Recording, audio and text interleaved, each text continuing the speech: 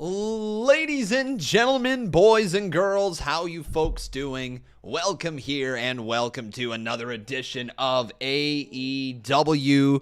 And tonight is a massive freaking night. The speculation of who is going to debut in AEW is running off the walls, man. There is so many people talking about this right now. I cannot believe just how excited the wrestling world is here today. The names that have been thrown out are insane. Seriously, some massive names in the business. We're going to talk all about this here for the next little bit as we are live a little bit early because this is a huge night for AEW. Let's get right into this thing, my friends. It is time for your Con Man Certified roll call. So who do we got in here today? We got Ross Blocks, how you doing? We got Sedlak up in here dropping 2 to start us off. Thank you, my friend.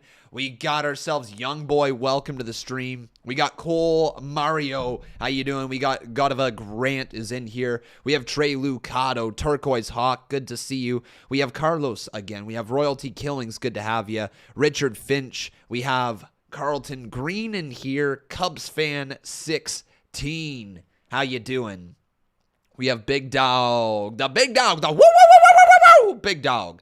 I bet you I just scared the shit out of my dog downstairs. That's not good. Alexander Harbula, how you doing, man? We got RK Bro in here as well. We have J Money, Jeff, WWE Clips, Bad Guy Falcon, Keith Klein as well. So many great people. Welcome, everyone, to the early, I guess you can kind of say, pre-show before this excellent or potentially excellent edition of AEW Dynamite.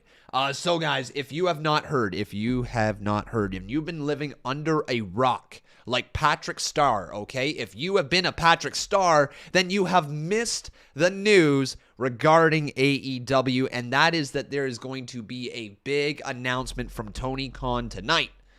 And he has said that he is breaking down the forbidden door and that a big free agent is coming to AEW. What does that mean? Well, it could mean that somebody from another company or who got over with another company is going to be showing up in AEW. It could mean that some character that used to be in some other company is showing up in AEW. It could mean somebody who is still under the 90-day non-compete could show up and compete for AEW somehow, some way. I don't know if there's some possibility for Tony Khan to buy out the contract or buy out the non-compete for, say, Jeff Hardy. Then there's the possibility of the Free Ali movement. Would Tony Khan somehow free Ali?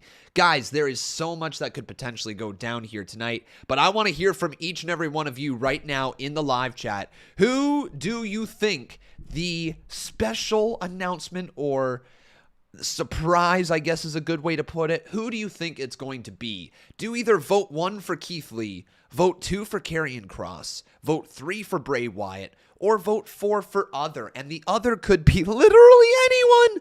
Like, there's speculation that potentially Shane McMahon, of all people, who was apparently let go from WWE due to, well, some shenanigans with the Royal Rumble. However, people are now reporting that it is clear that it seems like Shane McMahon is sticking with WWE and still going to be doing work for WWE. But you never know until the show airs. Imagine, guys, if somehow tonight Shane McMahon ended up on AEW. We would literally get a rehash of the end of the Monday Night Wars when Shane McMahon was on WCW television. Like, it would be bananas if that ended up happening. However, I don't expect it to happen. The other names that are obviously being thrown around out there that are huge names, Jeff Hardy. And look, Jeff Hardy isn't even on there. I should have thrown freaking Jeff Hardy over Karrion Kross. That's a mistake on Conman's end. Jeff Hardy, who is under a 90-day non-compete clause right now from WWE. Well, there's a lot of rumors that he is going to end up in AEW. Whether it's tonight or whether it's at the end of his 90-day contract or 90-day non-compete, who knows? Now, the thing is, obviously, if Tony Khan brings in Jeff Hardy, there has to be some sort of buyout or I'm sure there's some legal ramifications that they're going to have to get into. But if the due diligence has been done and Tony knows what he's getting himself into, then maybe Jeff Hardy shows up a little earlier tonight. Maybe, just maybe, we are mentioning Ali. Now, Ali is currently under contract with WWE, and if you have not heard, he has been asking for his release. WWE not granting it to him, saying we want to keep you here. This could very well be because he asked for his release publicly on Twitter, and WWE does not want that to become the norm. They don't want it to become, or at least that to be the precedent where other people can just go and demand their release on Twitter. So there very well could be some sort of thing like that Vinnie Mac is just like, no, I'm not letting you go because you didn't do this the right way. And people can argue what's right, what's wrong until they're blue in the face. But the fact of the matter is Ali is still with WWE and he is not happy according to all the reports.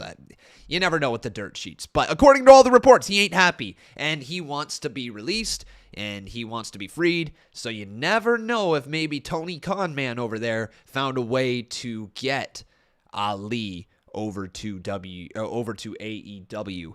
Karrion Kross, let's talk about that one. This one seems like a lock at some point. Whether it's tonight or in the future, I think Karrion Kross and Scarlett Bordeaux are 1,000,000% going to end up in AEW.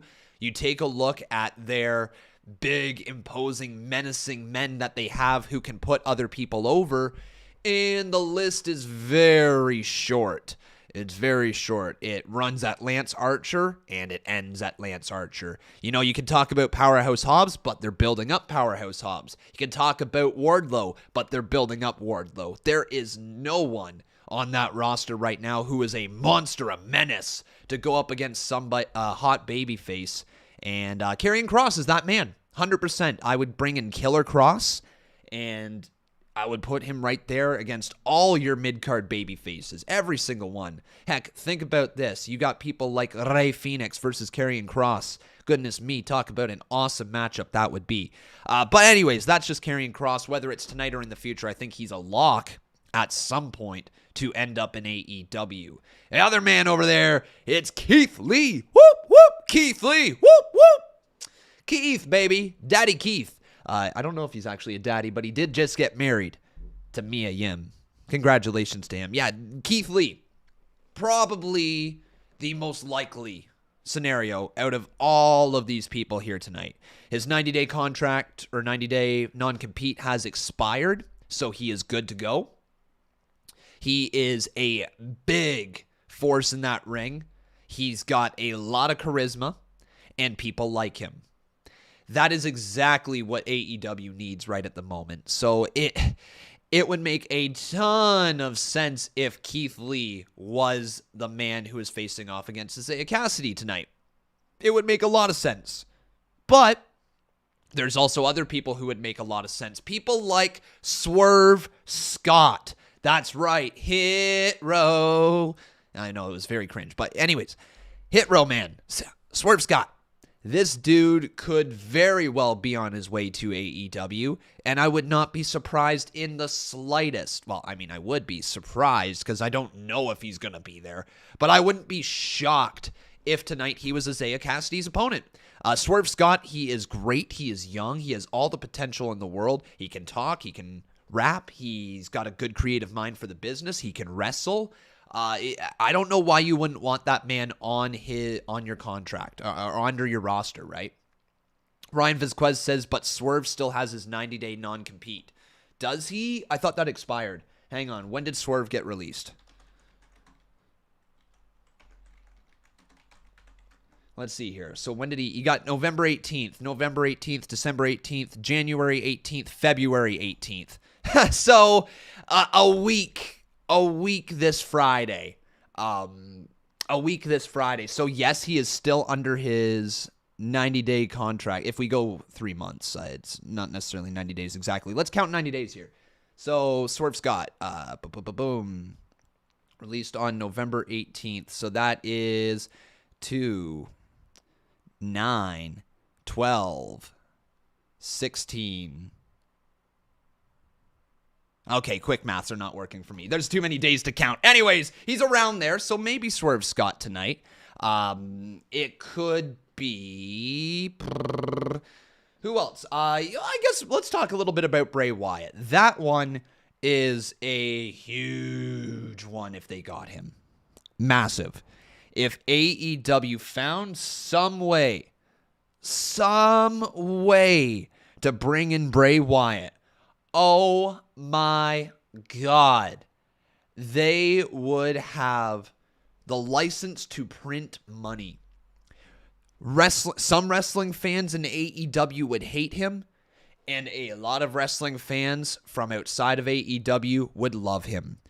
You can call him Windham, you can call him The Fiend, you can call him Bray Wyatt, you can call him Wyatt Bray, you can call him Husky Harris, you can call him whoever the hell you want, all right? But it does not change the fact that Bray freaking Wyatt would make a massive difference to AEW's roster. It would do wonders for them. And I just don't know if there's a bigger name that they could bring in than him. You talk about Shane McMahon and what it means if it was Shane McMahon, right? Because it would be a McMahon on AEW TV. That would be massive. But in terms of potential stories that could come out of it, potential matchups, the excitement that it would generate online, it would be huge. Would be massive. But also here tonight, everyone, apparently the surprise is going to have implications for this Friday's Rampage. So the people who are in attendance tonight for AEW Dynamite get the surprise or get the matchup this Friday early. They get it tonight. So that is pretty awesome. They're going to get probably some sort of matchup. I'm assuming it's going to be Jeff Hardy or Keith Lee. I think those are the two most likely scenarios at this point. But it could be literally anyone. The speculation is running rampant. So who do you guys think it's going to be? Once again, let me know right here. Vote 1, vote 2, vote 3, vote 4. And then you can let us know in the live chat as we get closer and closer to this show. It is 7:49. Get your lotto tickets, folks. But we are 11 minutes away from AEW Dynamite. It is a big freaking night, man. I am pumped. I am excited. The energy that is flowing through me right now is second to none, man. I have not felt excitement like this for just a random episode of wrestling in a while. There is a lot of excitement. You know what? No, I'm going to say it hasn't been since CM Punk returned that this legitimate excitement. Liv Morgan in the women's title match as well. I was pretty damn hyped for that one. But you know what I mean? It's been a little bit since I've had this level of speculation where I'm like, will it happen? Will it not happen? Who will show up? Will it be a letdown? Will it be an actual surprise? Will they deliver? Will they fail? Yeah, you know what? Not since CM Punk have I had this legitimate true feeling right here. When CM Punk returned. Just 7 years in the making. I was so pumped for that. And then maybe before that was when the live fans returned, right? After the pandemic. You know what? Yeah, that's a great way to express this feeling right now.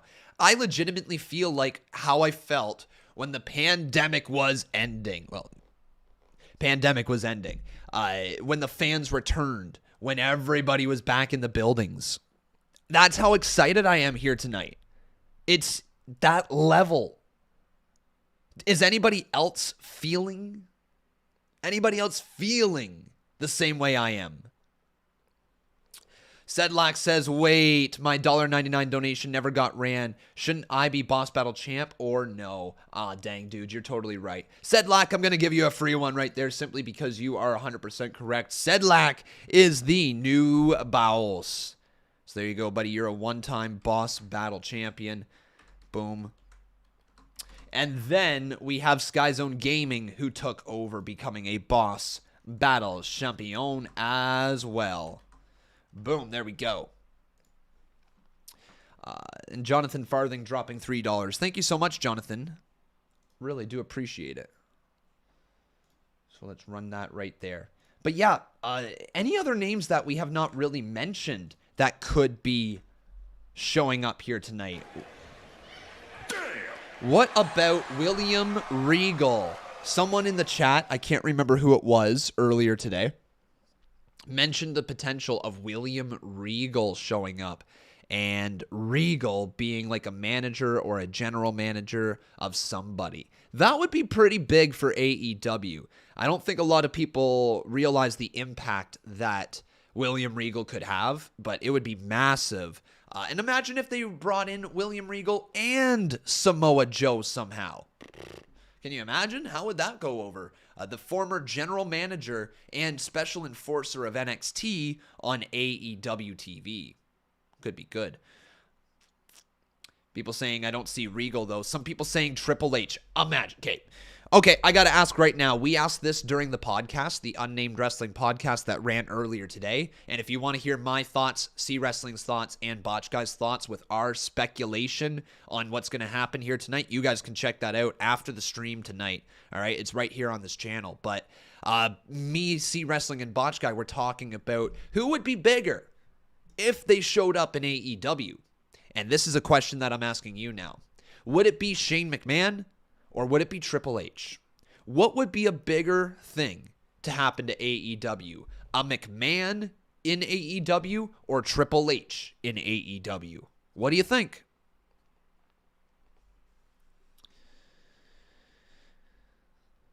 People saying Triple H. Triple H. Triple H.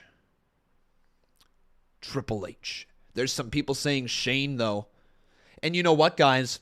I got to agree with the people who say Shane McMahon simply because how insane that would be.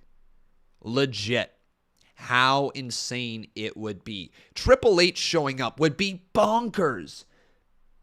Triple H showing up would be bona fide nuts. Shane McMahon in AEW, a McMahon in a rival promotion. A McMahon in a rival promotion. Hear that. Say that out loud. If that was a thing, it's bigger than Triple H showing up in AEW. 100%. Say it out loud. A McMahon in AEW. If that happens, the world is going to blow up tomorrow. Samuel Vlog says, imagine it was Disco Inferno. Yeah! Disco! Disco Inferno! Freaking Disco. Some people saying it's going to be Veer. You know what, guys? You're right. It's going to be Veer. Freaking Veer-mania over here. Some people saying John Morrison. You know what? Interesting takes. Interesting for John Morrison. It wouldn't be outlandish to think John Morrison shows up. It wouldn't. But here's my final picks for tonight, all right, my friends? We're going to have 2 debuts. That's what I think. We're getting 2 debuts. We're getting somebody pretty damn big in the... Almost forgot the name. Isiah Cassidy match, the qualifying match for the ladder match. And that is going to be Keith Lee. Final answer. I said Karrion Kross during the podcast earlier. I've changed my mind. Final answer, Keith Lee. He's showing up. All right? Keith Lee showing up. He is going to be the mystery opponent for Swerve, for Cassidy. Later on in the night, I bet you we're going to see Tony Khan announce that he has signed Cody Rhodes to his contract, and then somebody else is going to come out afterwards. Whether that be a... Oh, God, I don't know. I don't know. Who? But I think Cody is going to be the big free agent signing. Because remember, Cody Rhodes is a free agent. And let's say it with me, everybody. Let's say it with me. That's heat. Yeah, we'll see if Cody is the big free agent signing or not, but something is telling me that he is going to get some massive heat here tonight.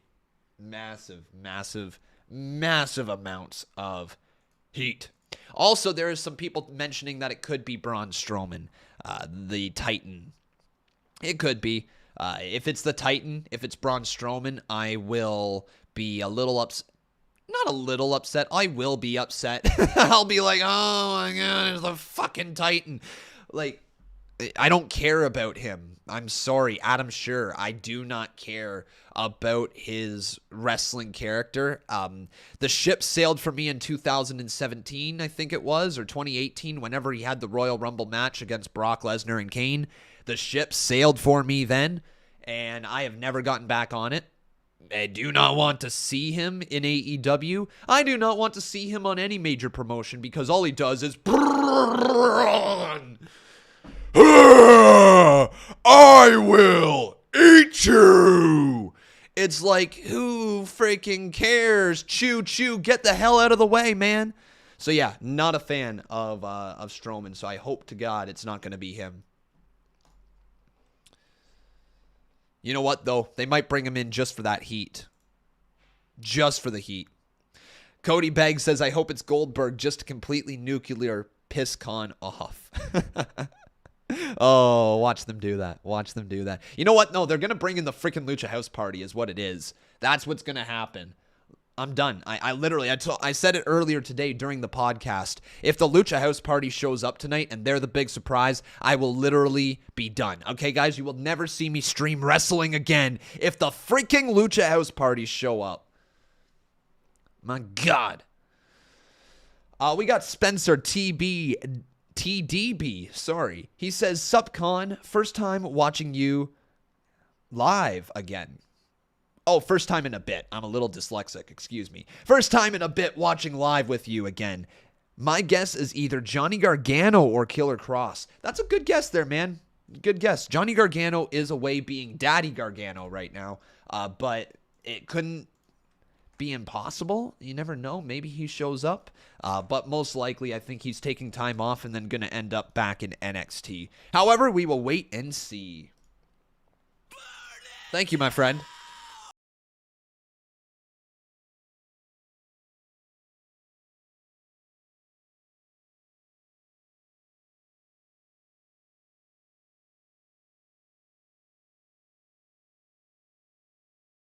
Supcon, first time in a bit watching live with you again. My guess is either Johnny Gargano or Killer Cross. Yep, we'll wait and see, man. Potentially. But now, everyone, pretend you're on Deal or No Deal. Put in your final answers in the live chat right now. Who do you guys think is going to debut tonight? Who do you think? Here we go. We are officially a moment away. Officially a moment away. Yeah, that's really well done. Let's see here. We got Buddy Murphy, Keith Lee, Jeff Hardy, John Morrison, The Fiend, Keith Lee, Ember Moon, Killer Cross, Keith Lee, Jeff Hardy, Cross and Scarlett, Joe Mama, Briscoe's brothers, okay, the Briscoes, Shane McMahon, the Nips will debut. Oh my God, Fear the Nips. Anyways, everyone, if you're pumped, let's get this going. Give me a hell yeah in the live chat. We are moments away, potentially, from finding out who is going to be the surprise debut. Who will it be? Oh, my Lord.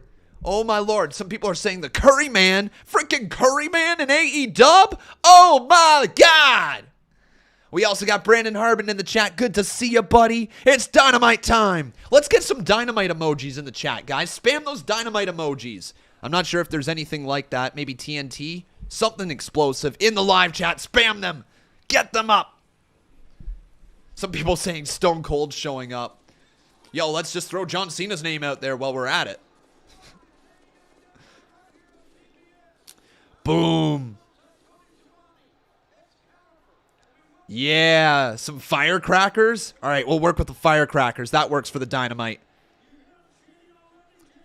AEW, AEW, AEW, AEW. Oh, I think we're starting off with MJF. I think we are kicking off. Yes, we are. Wardlow's got a cutout of MJF sitting cross-legged. Oh, man. Wardlow just literally bringing down MJF sitting cross-legged. Everybody, just sit cross-legged with me for MJF. MJF, MJF, MJF, MJF. Woo! Oh, now they're chanting CM Punk. I think I'm chanting for the wrong person, aren't I? Hey, Brandon Arbin, thank you so much, buddy. We'll roll that in a hot moment. Oh, MJF choking out CM Punk. A cutout of it. Oh, man. Also, today, I mentioned that I thought Wardlow could very well be the next Batista. It was not agreed upon with me in the live podcast, but I want to know from you guys, do you see Batista potential in Wardlow or not? Am I in the minority?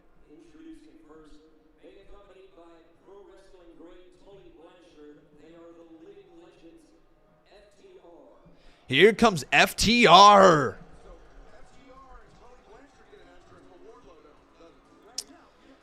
Oh, I didn't even pick up on that. FTR gets an entrance, but Wardlow doesn't. Wow. Look at Scott, or whatever his name is now, Dax Harwood. I always call him Scott Dawson. All right.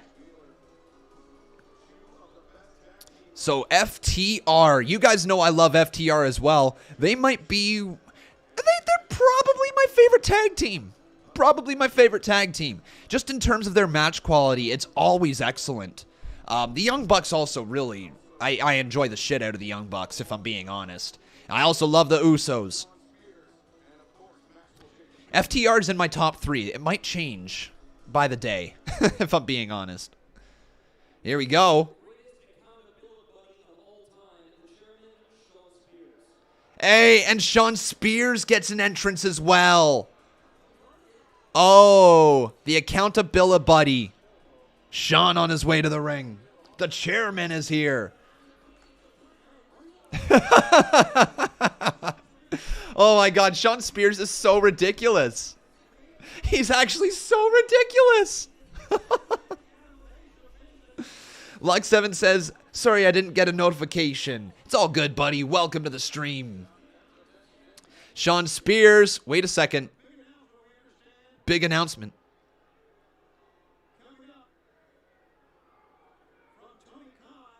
Oh, yeah. They just said the Forbidden Door is going to be open tonight, guys.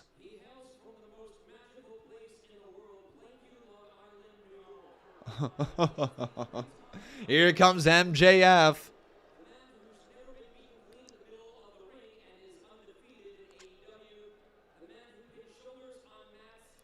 Oh, man.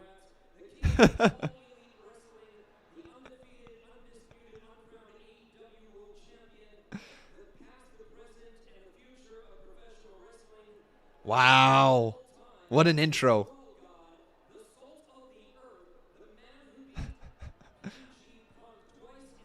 Wardlow's not impressed. When do you guys think Wardlow turns? Do you know? Revolution? Earlier? Later? What do you think?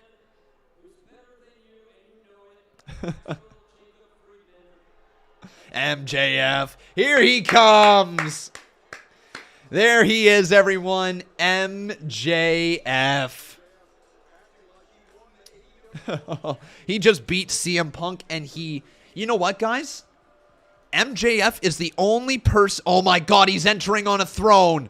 Oh, my Lord.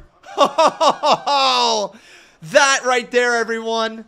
That right there. That's heat.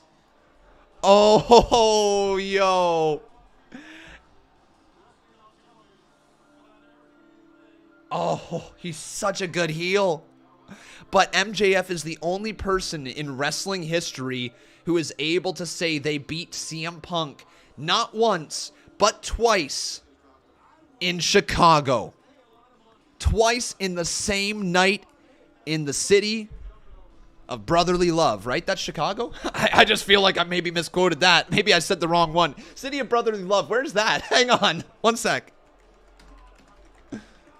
Philadelphia. No, not brotherly love. That's Philly. Hang on. Well, oh my God, who the hell is MJF making out with? The Windy City, that's it. Who the hell is MJF making out with? All right.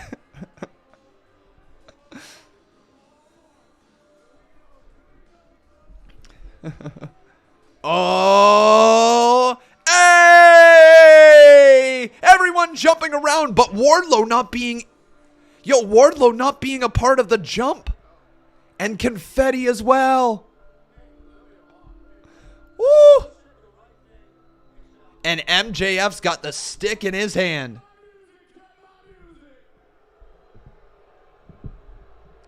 You were close enough. Not really. Woo!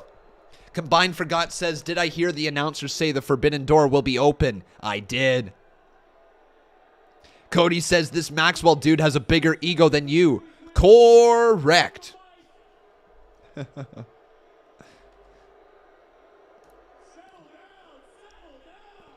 MJF talking to the fans like I'm trying to talk to my dog these days. Settle down, he says. Let me tell you something. Settle down doesn't work on your girlfriend or your dog. Just doesn't work.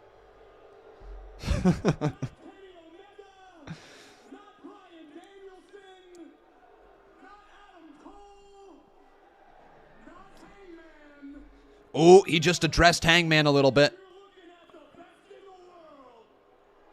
Oh, he's saying he's the best in the world, guys. There it is.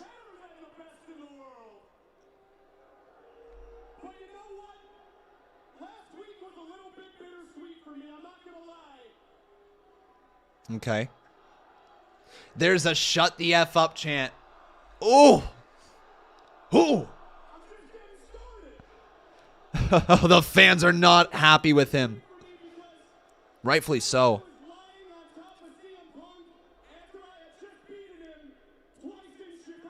Twice in Chicago. I knew he was going to focus in on that.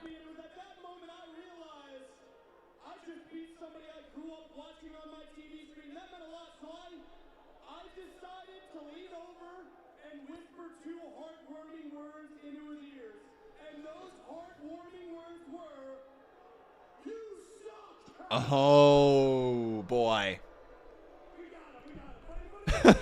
You guys enjoying Sean Spears? Thumbs up, thumbs down, fist emoji if you're enjoying Sean Spears.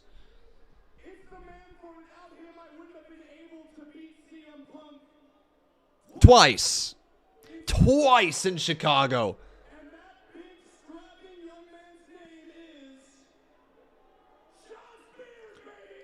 What? Oh. Wow. MJF giving Sean Spears some credit. Wardlow just takes a drink. Wardlow just takes a drink. He's seething, man. Does he turn tonight?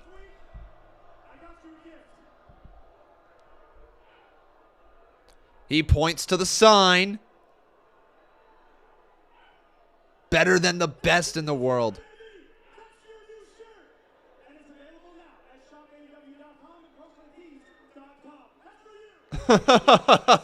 Nice little shirt plug.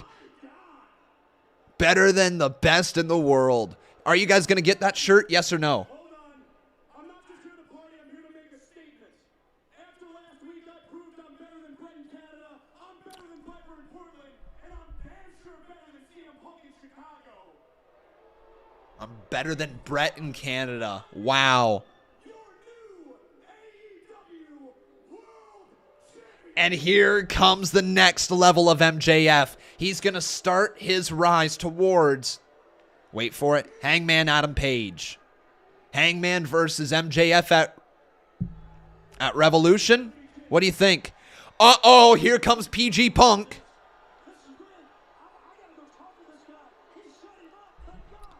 Oh boy, Punk is asking for a microphone.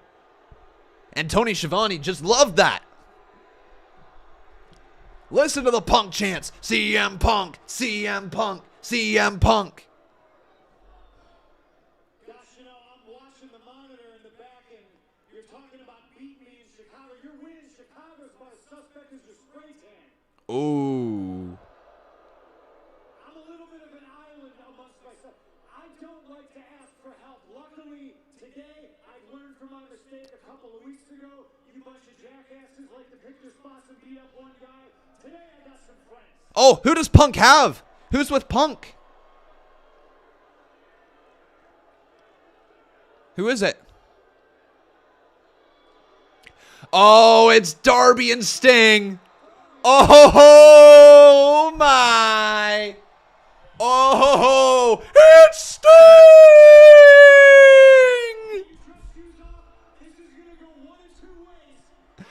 They all have baseball bats as well. We got team face paint here.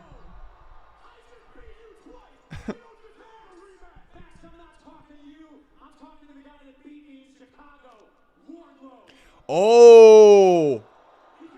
Punk wants a rematch with Wardlow. The whole lot of you in the ring wouldn't have won anything in the last 6 months if it wasn't for that man. And big man, listen to me good. You can be on the end of the beating these guys are about to receive, or you can grow some balls and you can leave these jerks. Whoa. Punk asking Wardlow to leave these jerks. Whoa, whoa, whoa, whoa, whoa, whoa, whoa, whoa. Is it going to happen?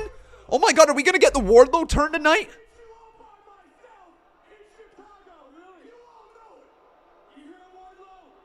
Punk getting into the head of Wardlow. MJF just took all the credit. He said he did it by himself.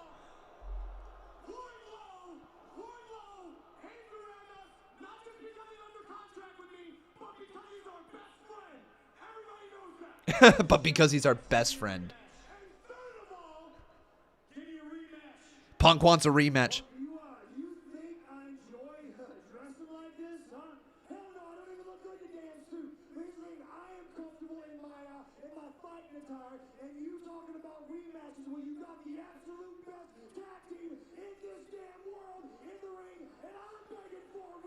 Wow. Dax Harwood wants a rematch.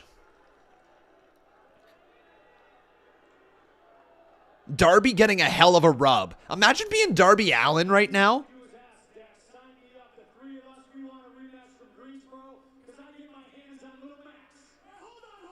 Whoa, whoa, whoa, whoa, whoa. What an entertaining start, guys. This is awesome. Oh, is MJF going to back out?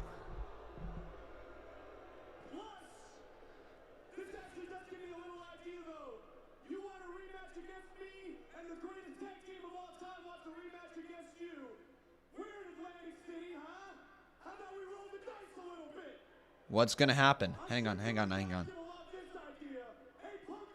if in the condition you're in, you can beat the greatest tag team of all time, FTR, with any tag partner you're choosing. I'll give you a match against me, any match, anytime, anywhere. Oh. However, okay. here's the deal. It can't be Tweedledum or Tweedledipshit over there. Oh, okay, so it can't be Darby or Sting.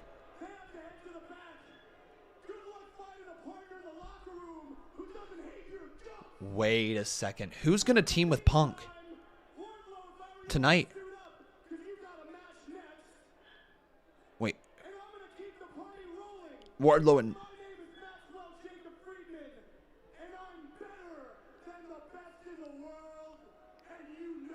Wow, what an intro.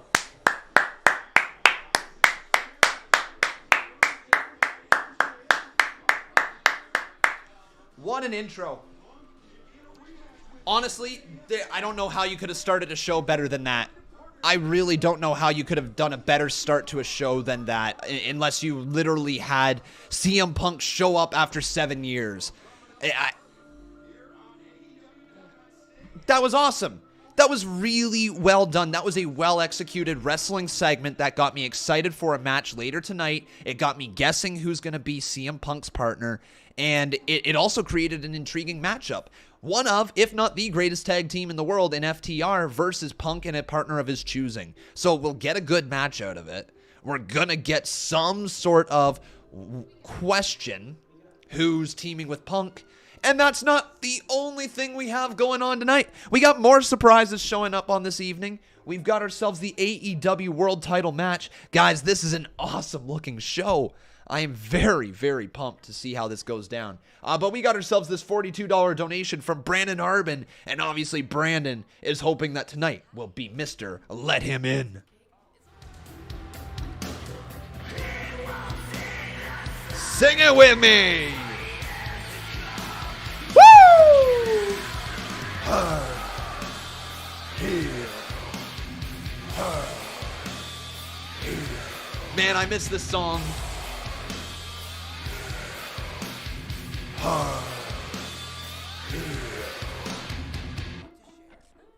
Let him in AEW. Let him in AEW. And with that, my friends, Brandon Harbin has become a 2-time new boss. Thank you, buddy. What happens in a Texas death match? What happens in a Texas death match? Honestly, I think it's just a death match, is it not? It's where there's like no rules, pinfall or submission. I think kind of like a no DQ match, but a little more on the violent side. Like, I would expect blood tonight. Lance Archer and especially Hangman Adam Page are most likely going to be bleeding quite badly by the end of the match. Rondo Slice asking me, how am I watching the show? I am watching the show through a service called TSN Live. It's also known as TSN Direct if you are looking to find it yourself. It's available to Canadians. So if you're not Canadian, then it's not for you. Kevin Eric Snell says, I'm not even watching. I'm relying on you guys for info. Well, Kevin, tonight so far, CM Punk has to find a partner to go up against FTR. And if he wins that match with a partner of his choosing that cannot be Sting or Darby, he will get a match against MJF anytime, any match, anywhere. Oh, back on Dynamite. Now we got Andrade, who's trying to recruit Darby.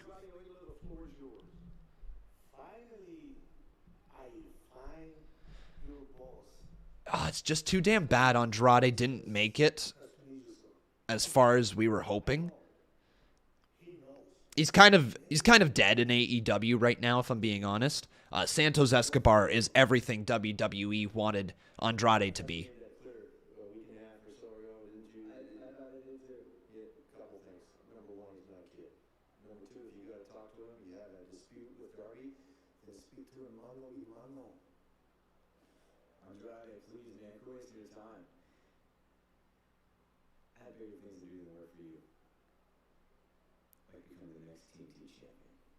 Oh, Darby's going to become the next TNT champ, he says. Potentially Sammy Guevara versus Darby at Revolution?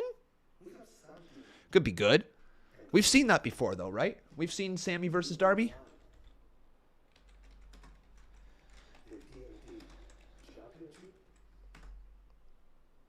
Oh, at Revolution. I thought so. There we go. We've had it before. Okay. 2 years ago.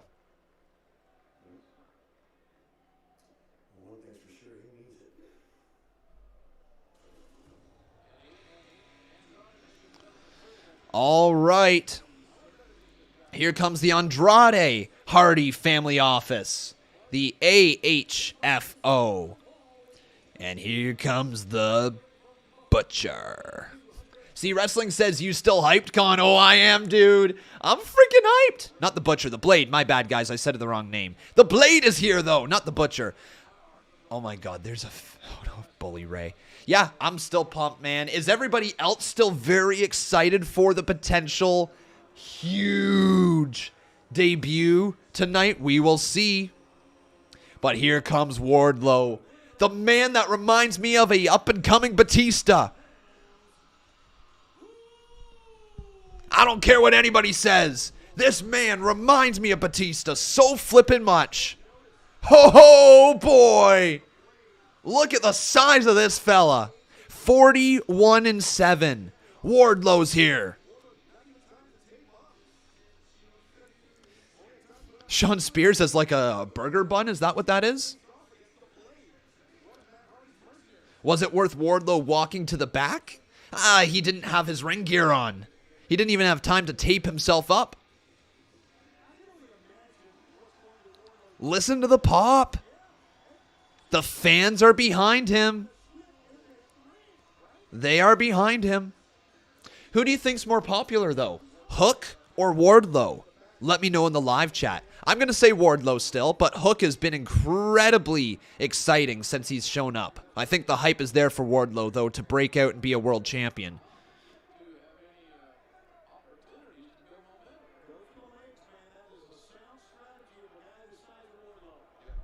A lot of people continue to say Hook, though, so it shows that it's pretty damn close, isn't it?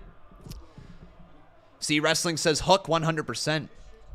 I'm starting to see you there, see? You're a Wardlow hater. Oh, big clothesline there by the big man. And there was a Free Ali sign in the stands. Yo.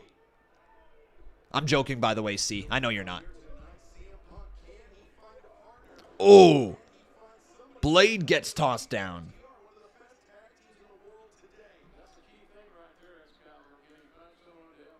All right, so here we go. Let's ask you, who will win?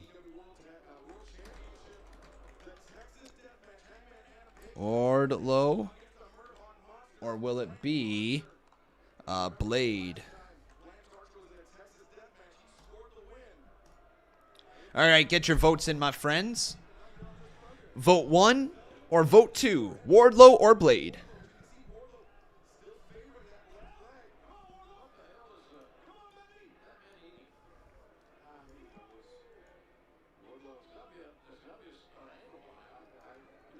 Khan, did I see the Free Ali sign? I did.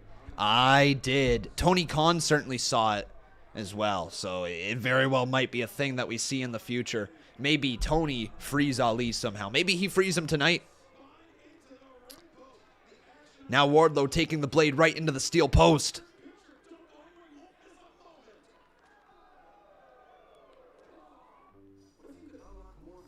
Woo-hoo-hoo, see, Wrestling being a little feisty in here. Huh? See, you got those little dukes up here tonight. You're like, I'm going to throw a couple little jabs out here. I'm not speaking, or what is it that you said? It's just not true. I don't hate. I just speak facts. Boom, boom, is basically what you just did. That's what you just did. You guys like that weak-ass stance, by the way? Like, imagine, okay, this is why I don't fight people, because imagine this comes up to you. Yeah, you're like, yeah, you want to go? Yeah? You want to go? You want to go? Huh? Yeah, well, just boom. How about that? Right? See, you would not be scared for a second if that happened. Okay? You just straight up wouldn't be scared. You'd just go home and you'd laugh. You'd probably take a bath and just throw, like, you know what you would do? You'd get home, you'd hop in the bath, because the bath, for whatever reason, that's where you go if you need to have a good laugh. It's probably because it rhymes. Bath, laugh. The laughing bath. You go up there, you turn the water on, you get in the hot water, and you sit down into the tub, and you just have a good old ha-ha-ha-ha. That's what you do. Cody Begg says, sit down, Ginger Man. Yeah, well, then...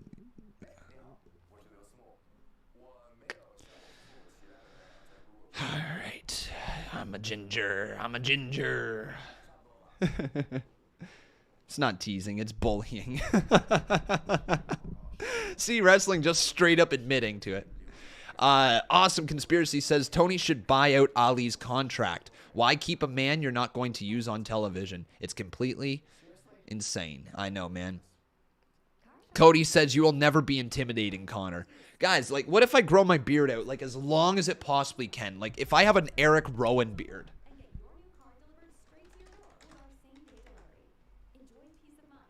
Like, what if I have a long-ass, manly beard?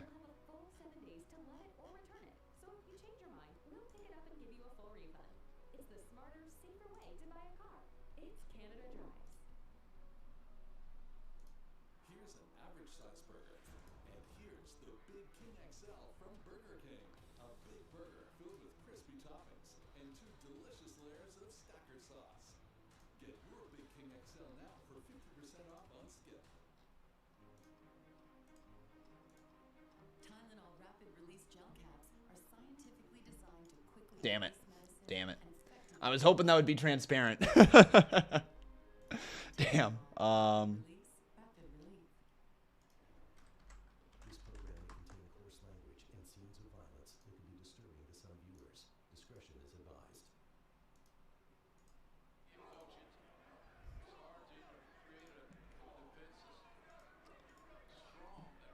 There we go. What if I was just like this?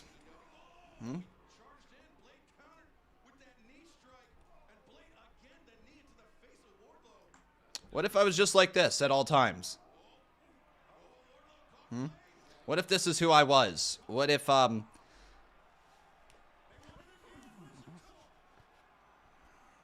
What if this is who I was? Would you guys still like me? Would you still like me? Would you still like me? Just would you like me or not? Or what do you think? Uh-oh. I think it's time for a Powerbomb Symphony. Oh boy. There it is, the first one. Yeah, everybody. We're going for another one. One more time. One more time. More gray hair and I'd look like another streamer. My dog's going to give me more gray hair soon, isn't he? There's another powerbomb delivered. And we're going right back up. Lifts him up. Boom! Down goes Blade. That's 3, 2, 3. Listen to those fans chanting. I'm telling you guys, there's some massive potential here with Wardlow. Huge potential with him. JR, oh my God, guys. JR literally just said this kid is going to be rich and famous someday. JR, Jim Ross just said that.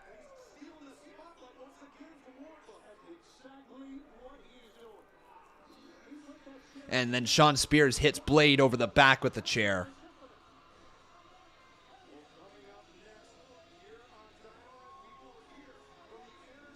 Did I just say 3, 2, 3? Possibly. Might have said 3 power bombs and then counting the 2, 3. That's probably what ended up happening.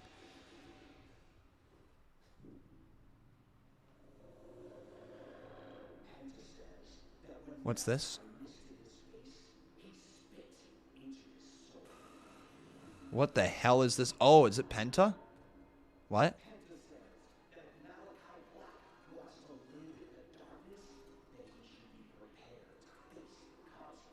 What the hell is happening?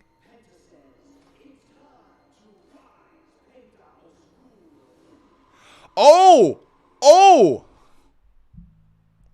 We got a change of character coming for Penta. Yo! Something different's going on with Penta. Is that a previous gimmick? Guys, you're going to have to fill me in on some Penta stuff. But it's time for Chris Jericho. The Inner Circle. There's the champ in Sammy Guevara. There's Jake Hager. I am cold like December snow.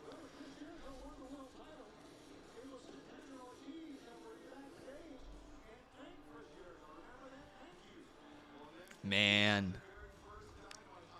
Embraced by the darkness. So no Santana and Ortiz by the Inner Circle side. That's obviously where the issues are. Now that I've betrayed everyone I've ever loved, I've pushed them all away. But my friends, if you're just tuning in and you have enjoyed this show tonight, make sure you leave a giant like on this video. Also consider dropping a super chat donation if you would like to support this channel. Highlight your comment, all that great stuff. Judas in my mind. I become man. Judas in my mind. All right, Jericho, does the Inner Circle become united again, or does Santana and Ortiz go with Eddie Kingston? That's what I think happens tonight.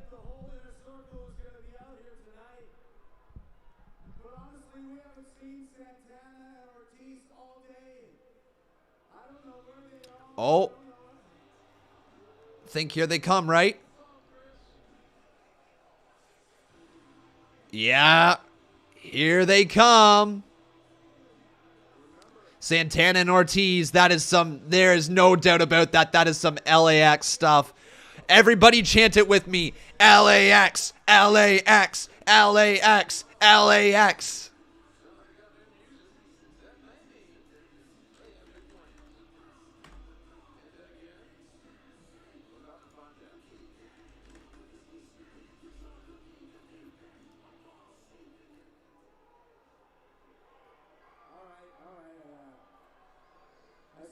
did there is very cute. You know, I understand you want your own spotlight and you deserve it, but I need to know something was not cute 2 weeks ago when you didn't tag me into our match against 2.0 and Daniel Garcia. Okay? You embarrassed me. It was demeaning. Conan, the big free agent. Fans who paid a ticket to see Chris Jericho wrestle. You took that away from them. It's unacceptable. It was disrespectful. And I want to know, why did you do it? Listen, Chris, enough of this calling shit. Whoa. For the past few months, I've been struggling with this seeing the cup half full type of mindset. But sometimes you just got to see things for what they are and call a spade a spade. And at the end of the day, Chris Jericho only cares about one person. Chris Jericho. Damn, Santana. Any little fight Woo. that we've had, anything that we've had to shift our focus towards, has always been for the betterment and advancement of one person. Chris Jericho. Man, speaking facts. And then anytime we've had just a little bit of spotlight, or it seems like we're going to be making our way towards the top prize of winning the AEW Tag Team titles, what happens, Chris? It gets shut down, it gets thrown to the side so we can come to your rescue. Ooh. Am I wrong, Chris? Sounds like there's a little bit of bitterness here from Santana. Chris, I ain't done. Oh. It's funny that we're out here, Chris. Because I came out here, we came out here, man to man and face to face, to tell you that the days of us playing second fiddle are over and done with. Oh. Wow. Holy cow. They're splitting. Don't raise that mic because I ain't finished, Chris. Holy cow. Because at the end of the day, it was always you that stood in our way. It was always you that made sure that we didn't have a bigger spotlight than you did. Wow. It was always them that kept us going.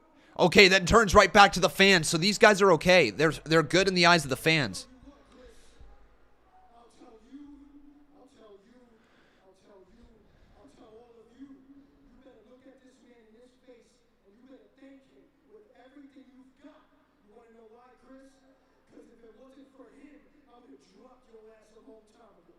Damn. Santana says if it weren't for Ortiz, he would have dropped Jericho's ass a long time ago. Now you may speak. Holy, what a promo. You remind me a lot of my old friend Eddie Guerrero. You get super hyped up and you want to blame everybody, even your closest friends, Santana. Whoa. You're going back to this issue with the tag team titles that Eddie Kingston planted in your head. Eddie Kingston, what the hell has Eddie Kingston ever done for you in AEW? In AEW. In AEW. In AEW, zero. I'm the influencer in this company, and since I brought you here, since October 2nd, Jericho's starting to show some heel sides. Just a little bit. you did the main event of Dynamite, main event of Rampage, your payouts have gone through the roof, you make more money in your lives to this company than you ever had before. Okay? And yet you still want to bring your shortcomings on me. Wow. You had a chance to be the AEW World Tag Team Champions. February 17th, about a year ago, you had your chance. This is good. You lost to the Young Bucks. That had nothing to do with me.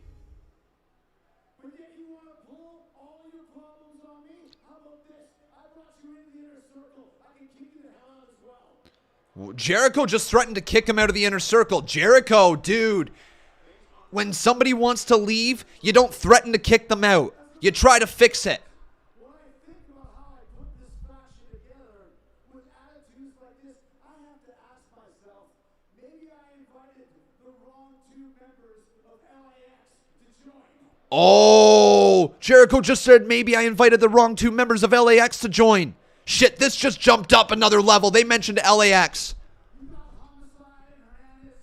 Oh! Oh my God! Choking Jericho, Santana is. Sammy trying to split it up. What? Jericho just said, shut up, Sammy.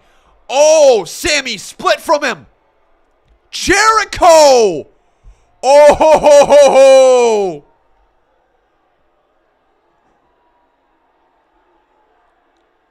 He's the double champ. You gonna let him talk to you that way, Sammy?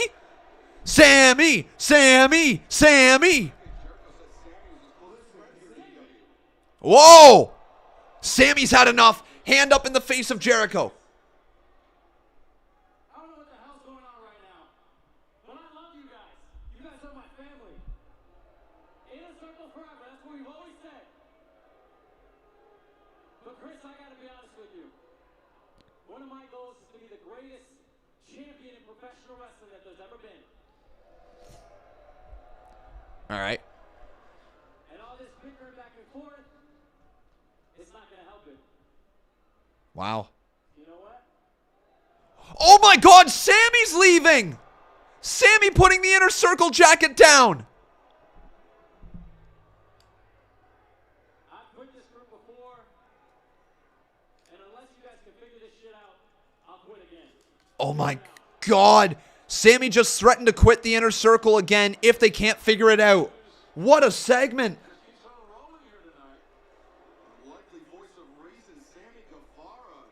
Wow, Sammy walking out on the Inner Circle. Oh, Ortiz has the mic now.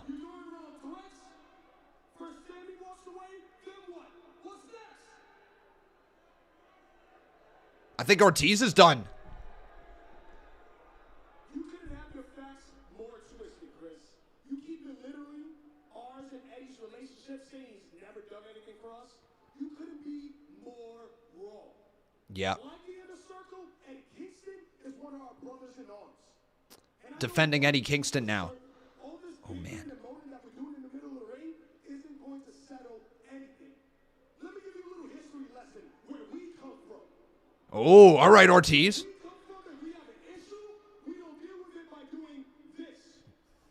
We deal with it by using this. Okay. Ortiz putting a fist up to Jericho's face. Santana and Ortiz versus Jericho and Hager. Wow. This shit once and for all. They want to fight. Are the Inner Circle going to battle it out? It certainly does a lot of bad blood. I never wanted it to come down to this, but if you want to fight, you're going to get one. We're going to get it. Oh, my God. Smack your faces around. You'll have an attitude adjustment, because if you don't, I'm going to have to make some changes. You dig? We'll see you next week. You better be here. Attendance is mandatory. Come on, big man. Wow, and Santana just laughs into the hard cam. Oh my God, what a banger of an episode this has been. It's been 40 minutes. Guys, this has been 40 minutes of pure excellence. This might be one of the greatest AEW shows they've produced so far. This is an excellent freaking edition of AEW. This is awesome, man. Holy cow. Roppongi Vice now. I'm 100%. I'm feeling good, and I'm ready for Friday night. The world is ready for the Young Bucks versus. Hey guys, I saw on the format that you guys had an interview. I thought you'd just come say hello. Screw saying hello. Why don't we just fight right here? Let's go right now.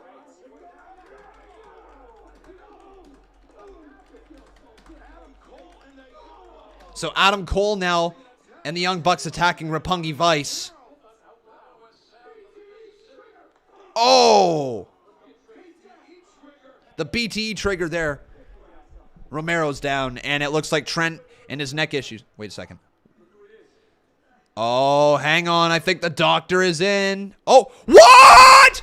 Oh my God, never mind. I thought it was going to be Britt Baker. It's freaking Jay White. Oh my God. What the hell? Jay White. Now he's in AEW. Oh my God. What? Let's go.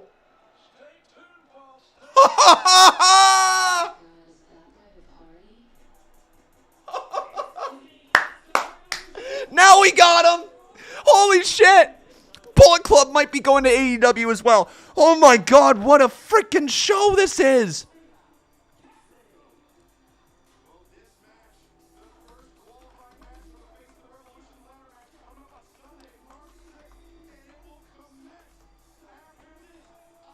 I can't believe what we just witnessed. Jay freaking White is in AEW.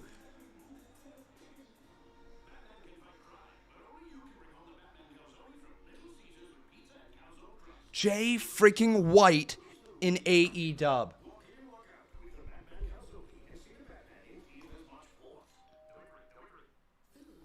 Okay, so now that's the Forbidden Door. Forbidden Door is open. They said they were opening the Forbidden Door here tonight. So the Forbidden Door has started to be open, but the question is, who else? I don't think Jay White was just the surprise. Like, that's the insane part. Jay White showed up, and I don't think he's the actual surprise. Holy cow. Second time I thought Jay White was showing up in AEW. First time it ended up being Jay Lethal. Whoops. Wow, that's so awesome, man. Brandon Harbin says, this is what I like in wrestling, storytelling and surprises. This has been a perfect episode so far. Literally 40 minutes of perfection.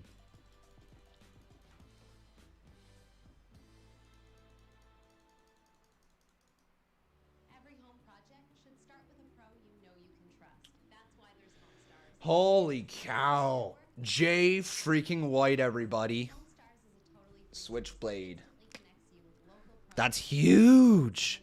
If you guys don't know Jay White, I'm trying to think of like some ways to describe it. I think New Japan Pro Wrestling has a great documentary on Jay White. Let me take a look and see if I can find it for you guys. NJPW Jay White. I think. Or it's his Rise of the Bullet Club. It's something like that. Bullet Club documentary. Let's do that.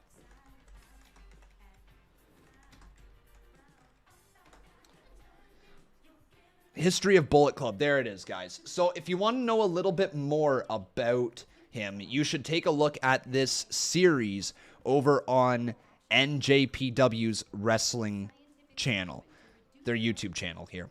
It's called The History of the Bullet Club. It looks like it is 5 parts, potentially.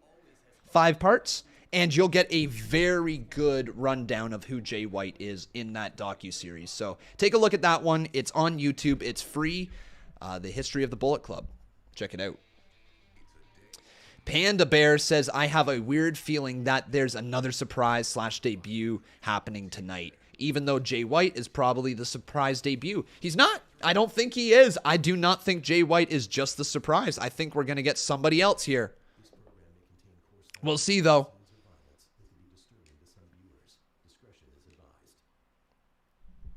CM Punk is working Twitter like a madman right now. You've never heard of Jay White, Cody Begg? That surprises me. I think he's from New Zealand. Is he not? Jay White? Yeah, New Zealand. He's from New Zealand. That actually really surprises me, Cody. Oh my God! It's Keith Lee! Holy shit! Let's go! Oh my God! Limitless is here! Keith Lee's on the show! My God, ladies and gentlemen, he's back, baby! Oh, for he is limitless! Keith Lee, whoop, whoop! Keith Lee, whoop, whoop! Keith Lee, whoop, whoop! Woo! That's what I'm talking about! Keith Lee, baby! He's in AEW. This is a game changer. Game changer, my friends. Listening to the theme song now.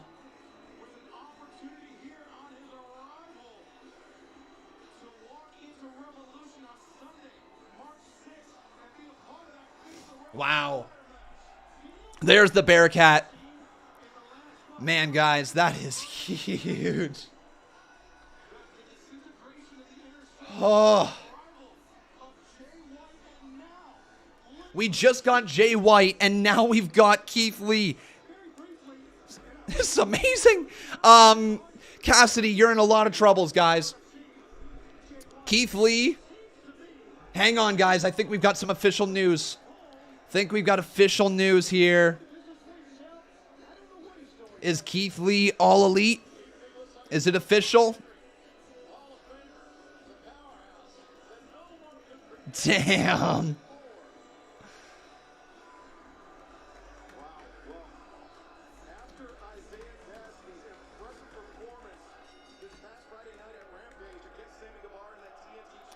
Bask in his glory. Oh, bask in his glory. Oh, bask in his glory. Oh, bask in his glory. Oh, bask in his glory. Man, now Cassidy gets right in his face. Cassidy, you're about to eat a BBC. A Big Bang catastrophe. That's what I'm talking about. Here comes Keith Lee and shoves him right into the corner. Oh my God! Did you see the way Cassidy just flew? He is limitless. WWE, you have missed a massive moneymaker. You missed a huge moneymaker. And we might even get more tonight as well. Who knows? All right, let's get this poll up here asking you guys who will win. Oh, nice leapfrog right there. Ducks underneath Keith Lee. There's the crossbody. Down goes Cassidy. And this crowd is hot as hell. The forbidden door is wide open, man, isn't it? With Jay White. Keith Lee. Whoop, whoop.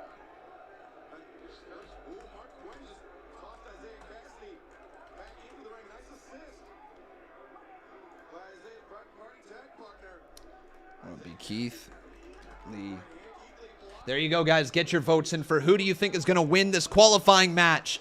Will it be vote 1 for Cassidy or vote 2 for Lee? Right here in the chat. Make sure you guys leave a like on this video for this excellent surprise here. We have seen Sammy Guevara threaten to leave the Inner Circle. We've seen Jay White show up on AEW and align himself with the freaking Elite.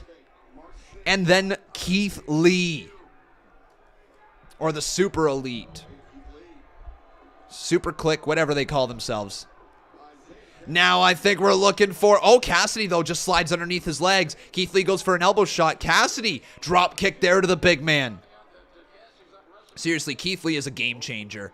He is a future world champion for AEW. I mean that. Nice shoulder tackle, and down goes Cassidy. Ho, ho, ho.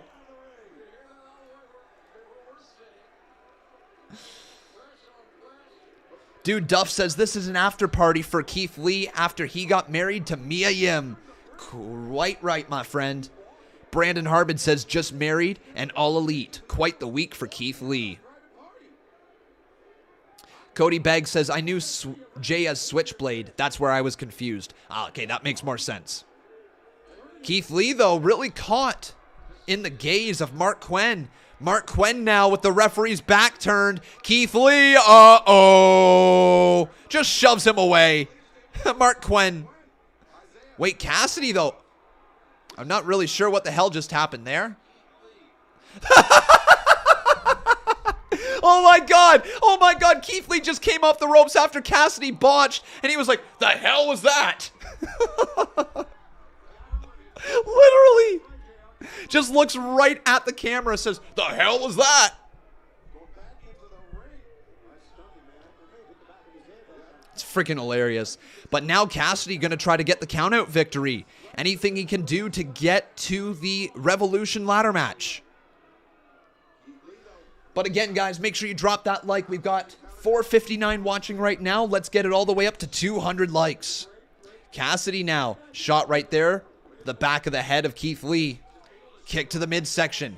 Punt boot to the side of the face. Oh, swatted out of midair.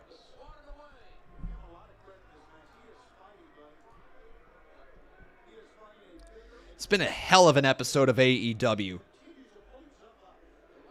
It's official, apparently. Look at the post from AEW.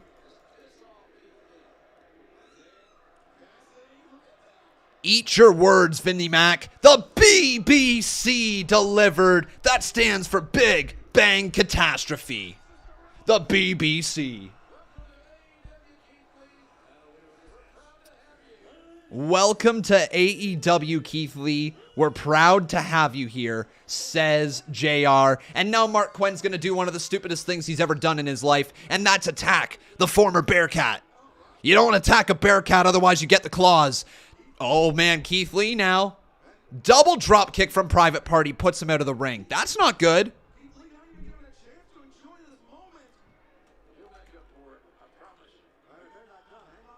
Uh-oh, Keith Lee just caught Cassidy. Mark Quinn got caught by, oh no. Lee. Keith Lee catching him right in midair and now going to slam him across the back of Cassidy. Now lifting him up again. Oh my God. No way. Powerbomb right on the side of the ring.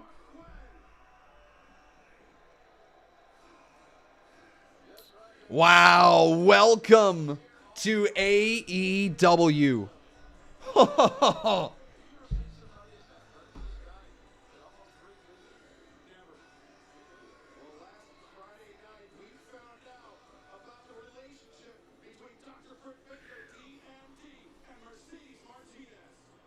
That was so good. That was awesome. If you guys were a fan of that one, give me a big thumbs up here in this live chat. His theme is a banger, holy. I'll have to listen to the whole thing. Danny the Phantom says this show has been amazing. Agreed with you, dude. It has been downright fantastic. Downright fantastic. It has been awesome. And I don't know, guys. Tony Khan still has his announcement. Like, Tony Khan still has his announcement. We got Jay White backstage. But you know, like, I don't know what else to say. We still have his announcement. We might get something else here tonight. We might very well get something different. Was Jay White the announcement, though? Guys, did Tony Khan come out and say this is Tony Khan's big announcement? No, not yet. And they have not addressed it as Tony Khan's big announcement because Tony has not, addressed the crowd yet. That's just how it is. Man. But here comes Sammy Guevara. He's got his cue cards as we go to commercial break. But if you could help me get up to 200 likes, everybody, that would be very, very appreciated. Brandon Harbin says, I think there is one more coming at least. We're almost at 9. We have an hour left. I know, right? What did Kevin say? What did Kevin say? Matt Hardy jumped the guardrail and left during the match like Jeff Hardy. Oh, you're right. Dude, I didn't even pick up on that. Yeah, Matt Hardy did leave ringside just like Jeff Hardy left ringside before he got released by WWE. Or I shouldn't even say released, fired by WWE.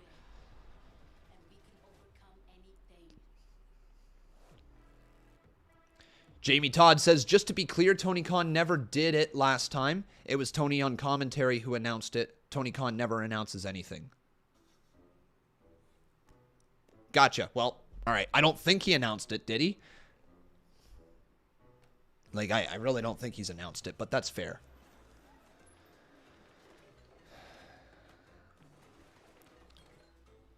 Mia Yim answers Serena Deeb's rookie challenge. Possibly. I think Ember Moon could very well answer that one. Or it will be somebody random. I don't know why it's called a rookie challenge unless it's actually a legitimate rookie that is going to be challenging. Jeff says the announcement will be that there's going to be an announcement on Friday for an announcement next week. Oh, so he's just like Doug Ford. Okay, good. He's going to make an announcement about the announcement that is about the announcement. Gotcha. Right, okay. Samuel Vlog says, Khan, I wished this was in North Carolina. If so, I would have been there. Well, too bad it's not, dude. I wish it was in Toronto. Otherwise, I would have been there. But guess what? It's freaking not. Cody Begg says, man, thanks, Con Man. My stepsister is a fan of BBC too. Well, what are you doing, stepsister?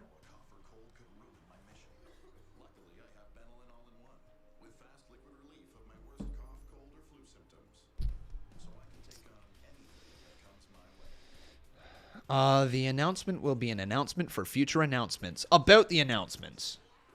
Exactly.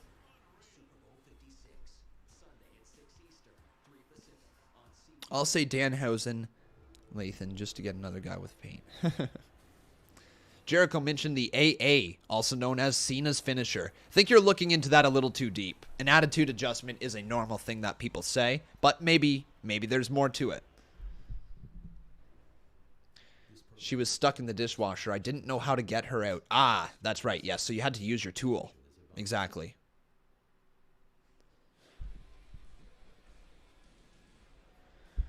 So CM Punk and question marks up next. Who's going to be with Punk, guys?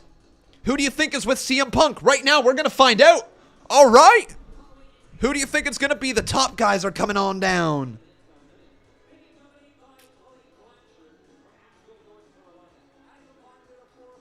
Quite the throwback tag team, aren't they? FTR, baby. You think Danhausen?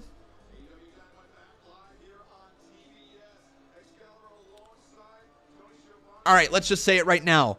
Surprise or already rostered person? Who do you think? Will it be a surprise or a person on the AEW roster? Time to fear the revolution.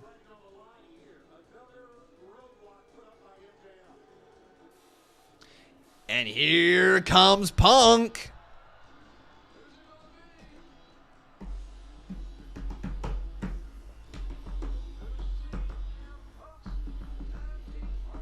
Jay Lethal? Could be Jay Lethal. Trying to think of people who have had issues with FTR as well. Who could it be? I think it's a roster person. I mean, Danhausen would be a fun way to introduce him. It really would. Imagine it's Wardlow. Yo, imagine it's Wardlow. That would be something, wouldn't it? Wardlow's not backstage with MJF. Yo, oh my God, MJF is watching. Will it be Wardlow? Possibly. Who's it gonna be?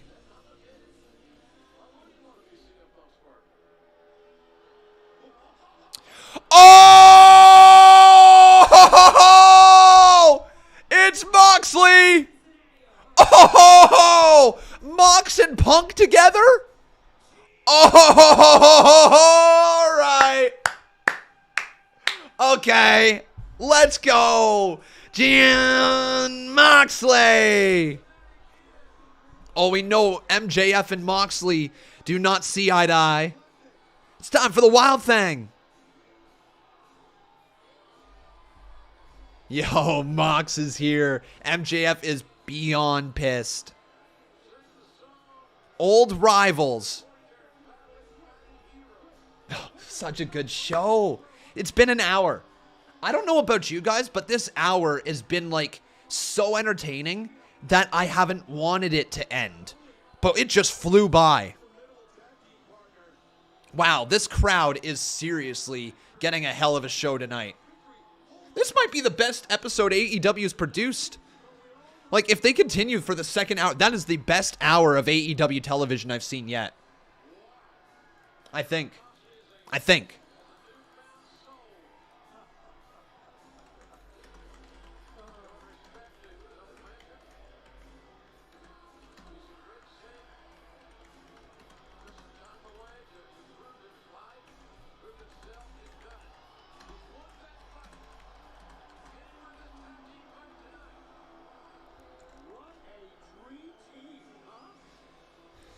This is so cool. What would I rate this halfway through?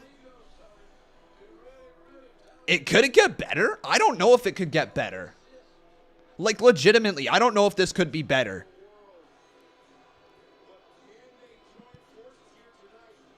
In terms of an hour of television that had me glued to everything they did, I don't know if this could get better. I'm going to give it a 9.25 out of 10. No, screw it. I'm going to go 9.5 out of 10. This has been really good. This first hour has been really good. I'm going 9.5 out of 10.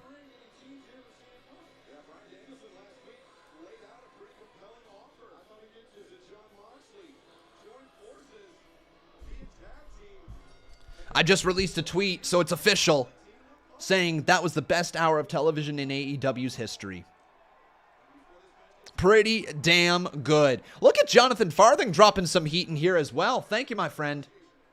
So if you agree with me, head on over to twitter.com/conman167. How is the first hour not a perfect 10? Because I think they could still do stuff that would be better. And I don't know what that is. Giving a perfect 10 is difficult. The only thing that I can say is if I walk away from this 2-hour show and I was entertained for the whole 2 hours and they captured my attention every segment, that's a perfect 10. It very well could be a perfect 10, but I don't know. The second hour might be better. So we'll wait and see. Who will win is the question. It's either going to be FTR or it's going to be Punk and Mox. So get your guys' votes in for who do you think is going to win. Do either vote 1 for FTR or vote 2 for Punk and Mox.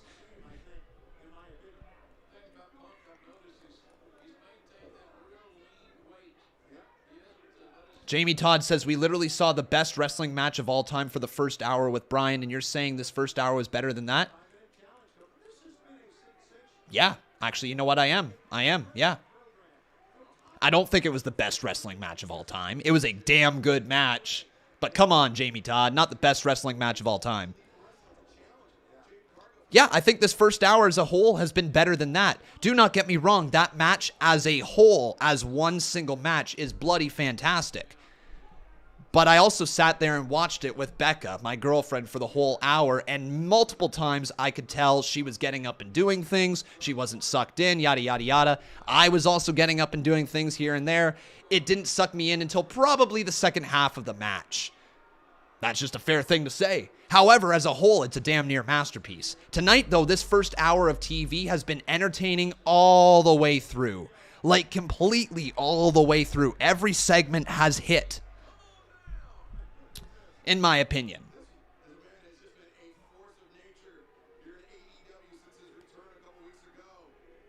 It also went an hour long and ended in a draw. There you go. Brandon Harbin says, for sure, I don't like hour-long matches on TV. Give me creative storytelling and good promos, and I'm good to go. This is not me saying I don't like hour-long TV matches. I think hour-long TV matches do have their place from time to time. However, I do think tonight's episode, first hour, was better than that. It's been more entertaining as a whole. And that is not a knock on the match. That is a compliment to how damn good this episode has been. Oh, I should have ran that as a 20 bomb.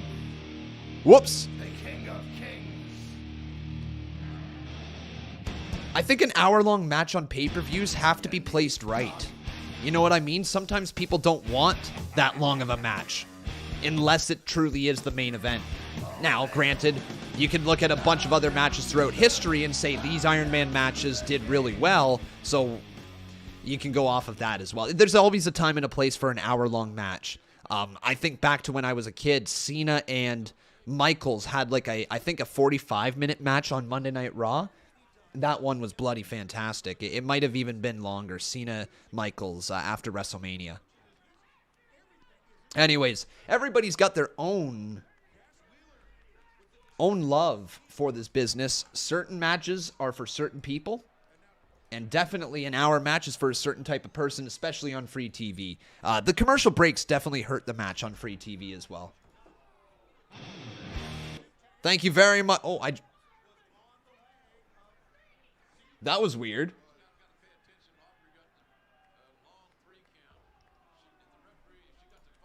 Why did that just stop? Sorry, Jonathan Farthing. Well, anyways, with that, I think, do we have a new boss? Brandon Harbin, still hanging on to the boss battle title. I think it was about an hour on a 2-hour Raw. They can't top the TJP versus Josh Alexander Iron Man match that just happened. I've seen that match. That was good. I think a lot of people could top that match. Do not get me wrong. This is not a shot at Josh Alexander or TJP, but I saw that match.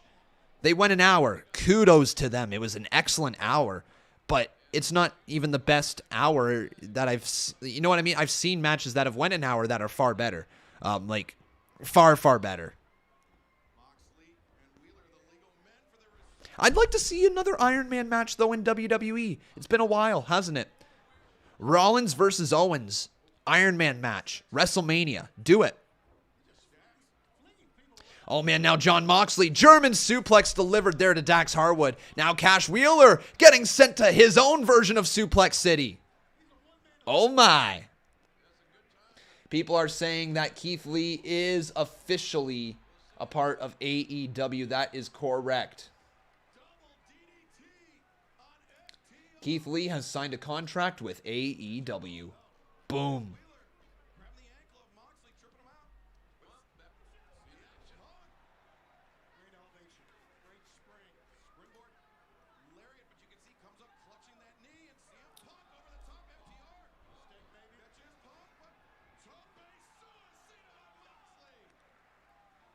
Oh, yo, we're actually witnessing history right now. Is this the first time on AEW Dynamite that a challenge was issued during a promo and then the match took place later that night, excluding open challenges, of course? In 123 episodes of Dynamite, this is the first time a match was made that hadn't previously been announced. Wow. So in 123 episodes, this is the first time ever that AEW has created a match through a promo to happen later that same night. That is kind of a crazy stat. It's a really crazy stat. Yo. That goes to show WWE. Think about it. How many times did we see in WWE? Think about it. Last night. Or not last night. 2 nights ago on Monday.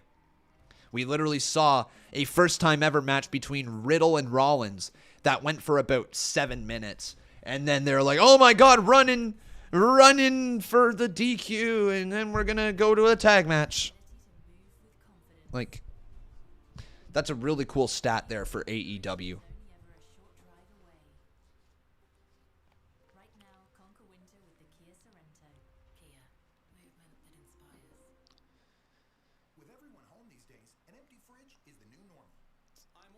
Yeah, Okada and Omega was better, but American fans are not patient anymore, are they?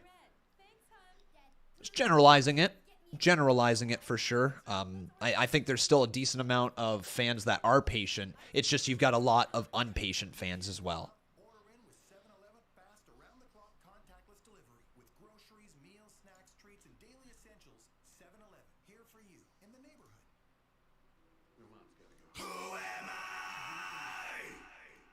I am Jade. Love the fire, burning into the fire. The breath of battle has a bit in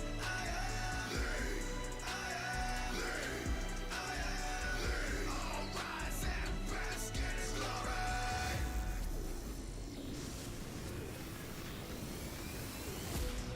My drive is limitless. You won't compare to this. I have been chiseled from granite and given a shot of adrenaline. Cool. Yeah, it's good. It's a banger. Banger. Banger, banger, banger. I just wonder how the fans are going to chant along with it. That's always what you have to think about when it comes to theme songs.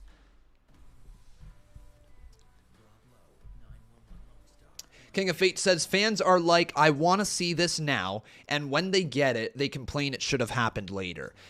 Okay, yes, we do have fans that do that for sure.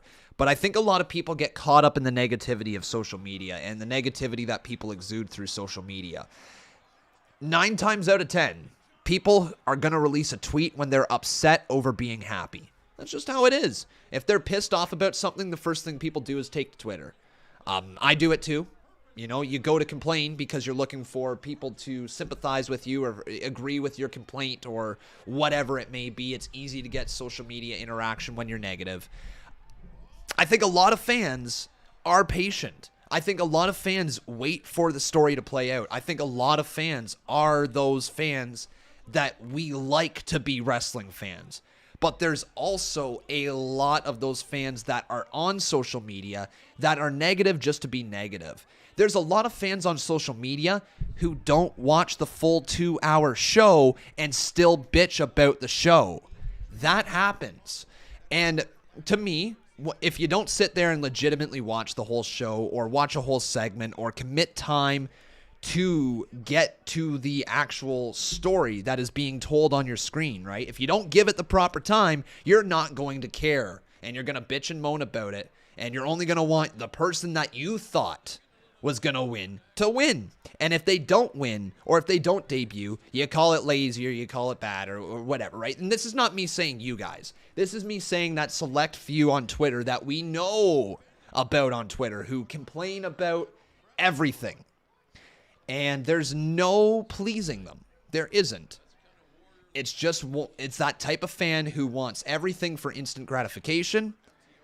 And in wrestling, you can't have instant gratification. If you get instant gratification in wrestling, it's going to suck long term. You might get one cool moment here and there, but it's going to suck long term.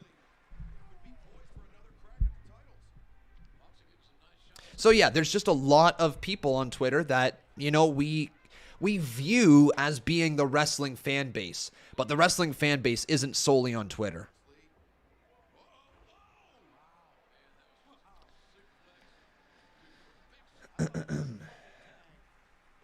All right, we got Icon 809 over here. Imagine if Mox made his return tonight. I think it would have been a bigger pop. Moxie. Mox, if he made his return. Oh, I see. Made his return for Punks. Yeah, that would have been huge. But also at the same time, you cannot deny that Jon Moxley's promo got him right back over as a babyface. If they didn't do that, I don't know what would have happened to Moxley's babyface run. Kick out there. Yeah, I got you, Big Tiger.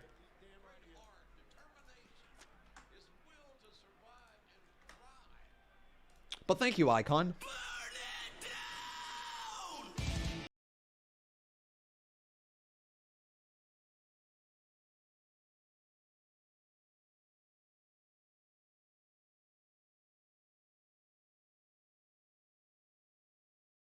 Imagine if Moxie made his return tonight. I think it would have been a bigger pop. This is a great put right here from Kevin Eric Snell. He says instant gratification would have been Wardlow as Punk's partner and turning him right away. Well said. Yes, the long story is better than the short-term gratification every single time. The long-term story is much better. Think about the greatest TV shows you guys have seen of all time, right? They have long-term stories. They have a payoff down the line. They have a twist and a turn along the way, and they hook you. Well, AEW recently is producing some really good TV. A lot of well-told stories, a lot of well-thought-out stories, and putting a lot of seeds for the future, right? That's one thing AEW does fantastically, is they plant their seeds. And I want to take you back to about 2.5 years ago, where that was one of the most common things I said on this show. Plant your seeds. Every time that you want to create a feud for the future, plant seeds. Just every time, every chance that you can, plant seeds for a potential feud, because you never know when you can go back to it. It could be done 2, 3, 4 months ago, but then you can always bring it back for a story when the time is right. Uh-oh, FTR was looking for the double team move. Now Moxley shoves, or sorry, that was CM Punk shoving Dax Harwood's tag team partner in Cash Wheeler off the top turnbuckle. Now Moxley's got, oh my, Dax Harwood is up, Punk, Doomsday Device! Doomsday Device, man, Moxley and Punk working well together. Now Punk goes to the cover. 2, kick out by Dax Harwood. Man. What a move. Harwood landed hard on that wood. Wait, Cash Wheeler now looking for a tornado DDT on Mox. Delivers it. Mox is down.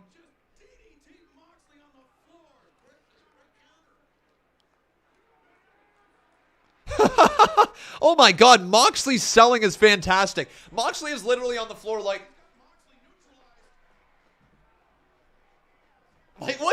what type of selling is that? Fantastic selling, that's what. Into the cover, Punk can't get the victory. Oh no, ring bell off the face of Punk. No way. Oh my God, Dax Harwood brainbuster. 1, 2, Punk kicks out. Ho ho ho. Punk still kicked out. Damn. And the fans are still chanting CM Punk. What a match, man.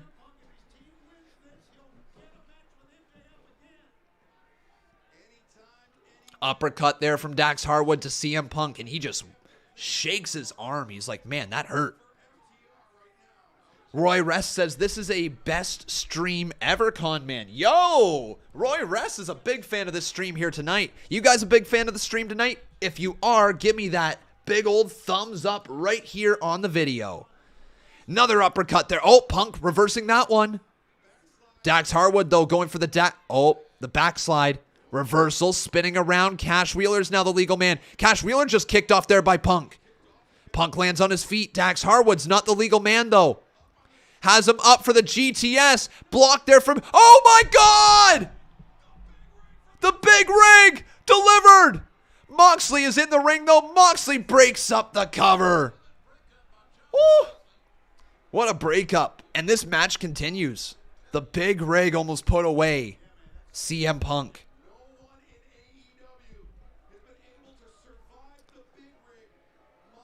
You don't want to end this with a DQ anyway. Exactly. You definitely don't want to end it with a DQ if you don't have to.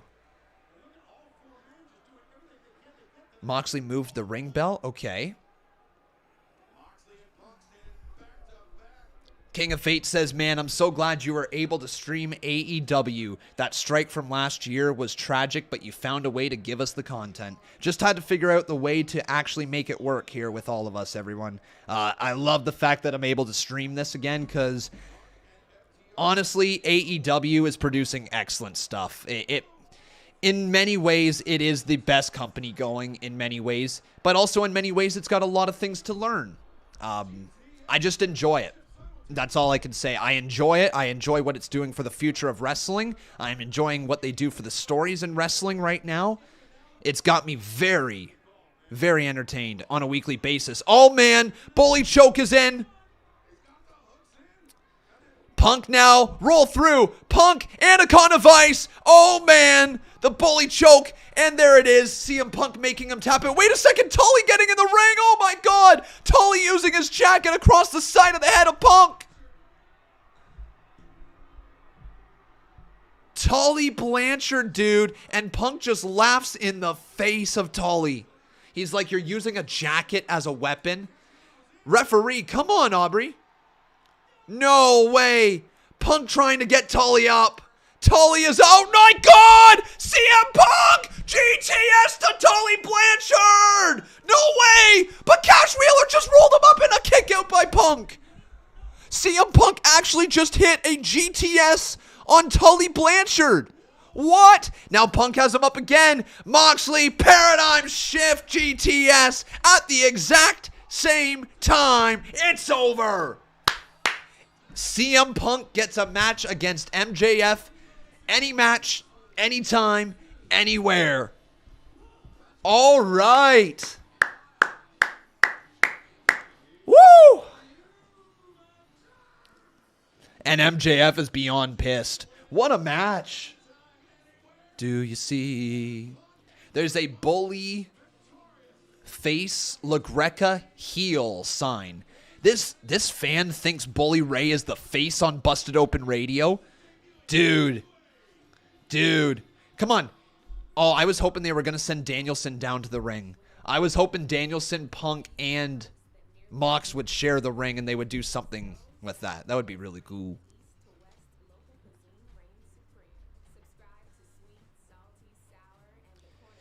Wow, what an episode. We have Jonathan Farthing over here dropping 15 more in donations. Thank you very much, dude. He says Adam Cole versus Cody Rhodes. Ooh, you'd like to see that in AEW, wouldn't ya?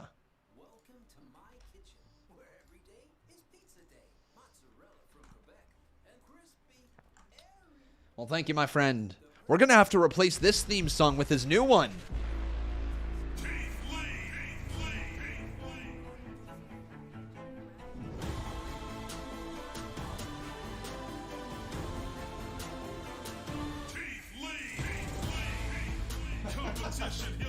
So lame. So lame.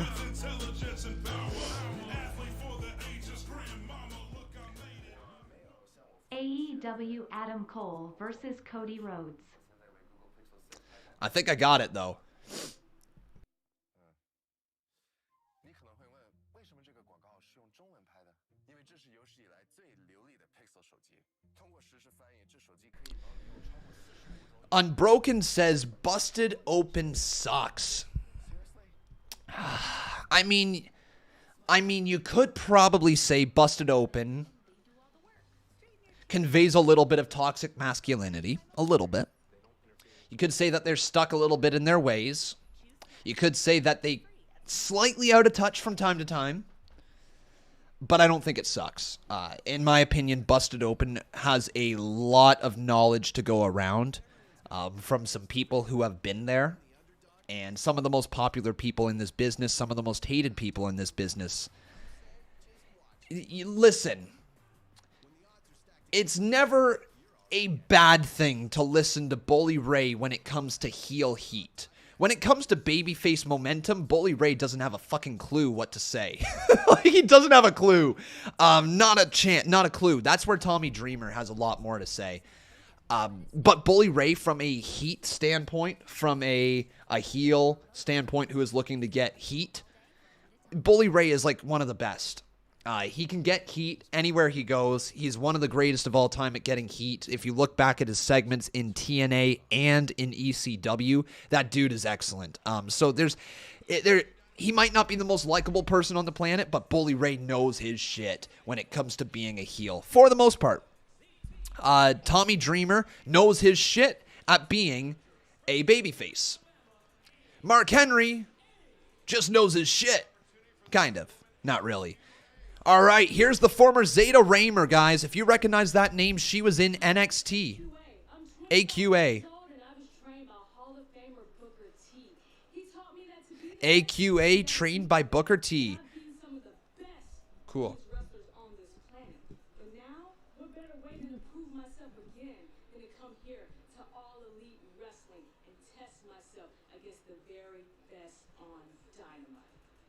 All right, AQA.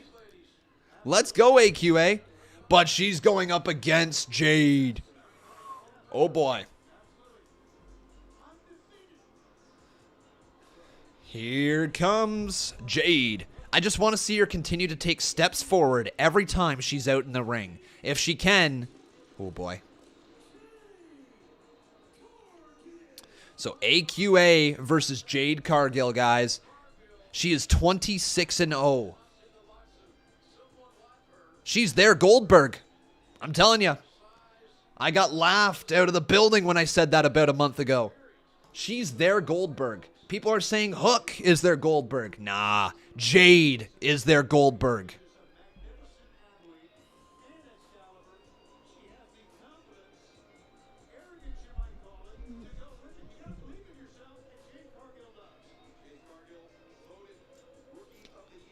However, I want to see her continue to progress. She's still greener than goose shit, but she's the TBS Women's Champion.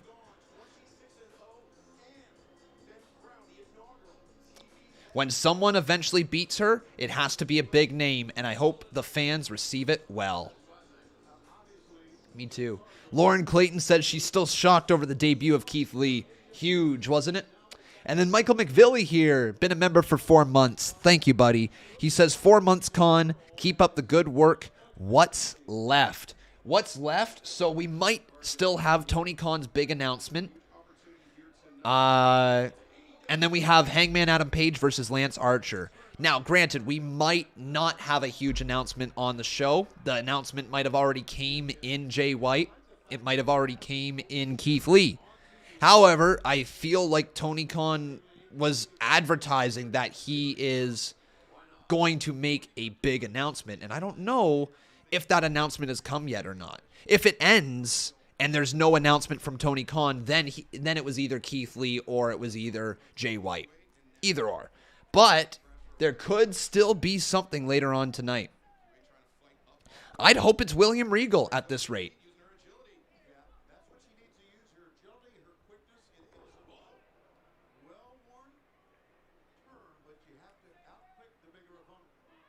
Cargill in a spot of trouble here. Going through. Look at this. Oh, wait. Look at this strength. Oh my God, look at the strength of Jade.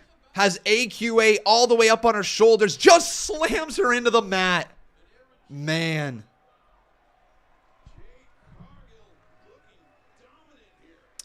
So let's get the polls up on the screen asking you guys who will win.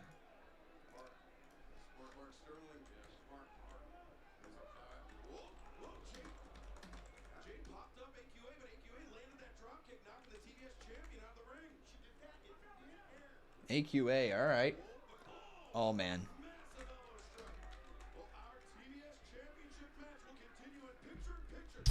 So are you guys a fan of Jade Cargill? Thumbs up, thumbs down, fist emoji.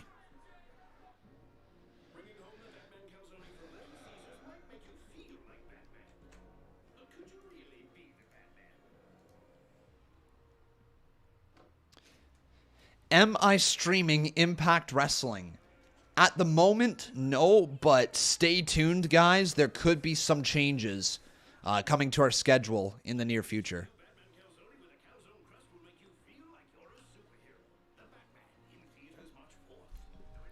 Oh, also, guys, earlier today, I've got a story for you. So me and Becca, we were going to PetSmart earlier today because we needed to get some more treats for our dog. And then we were going to Canadian Tire because we needed to get some ice for outside, and we also needed a few other little things from Canadian Tire. So anyways, we were coming back from Canadian Tire, and we ended up deciding to get pizza for lunch. We're just like, let's go get a slice of pizza for lunch. We're going to grab that while we're out and then go back home and eat. Awesome.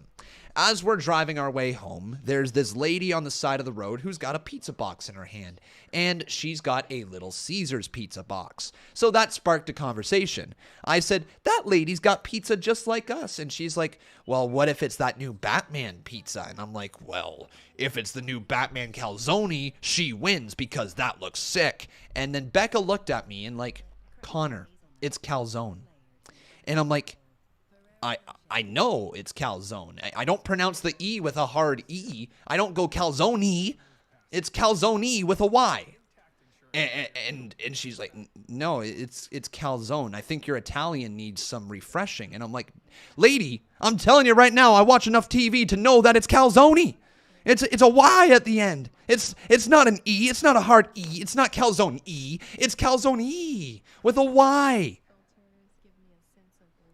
So that sparked a 5-minute debate. She had me second guessing everything. Then I ended up apologizing. I'm like, well, I'm sorry. Maybe I'm wrong. Why did I apologize? Why did I apologize? I didn't deserve to. It's spelled with a Y. It's freaking Batman calzone. Right here. The freaking Batman calzone. I need... Show me how it's spelled. There it is. Freaking... I was right, and I apologize. I don't understand. It's the freaking calzone. I was right. With a Y. Hot and ready. Freaking, I should just leave her right now. No. Oh my God, please don't show her that. I'm going to get in so much trouble. Then I absolutely have to apologize. Okay, there we go. At this rate. TBS with our first of 2 title matches tonight. AQA challenging Jade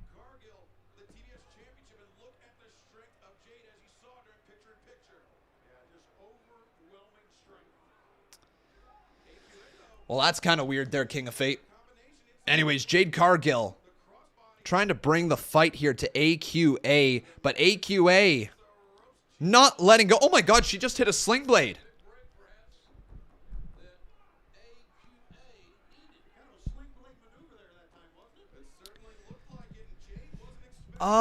Question. Was Tasha Steelz trained by Booker T as well? I'm curious.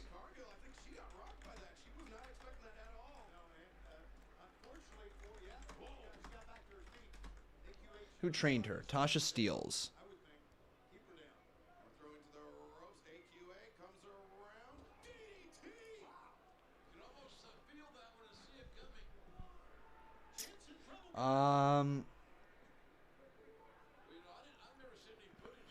Is there a wrestling school with better recent history of producing women's wrestlers than Booker T's? Ember Moon, Jessica James, Kylie Ray, Miranda Solanas, Amanda Fox, Hyen, and AQA.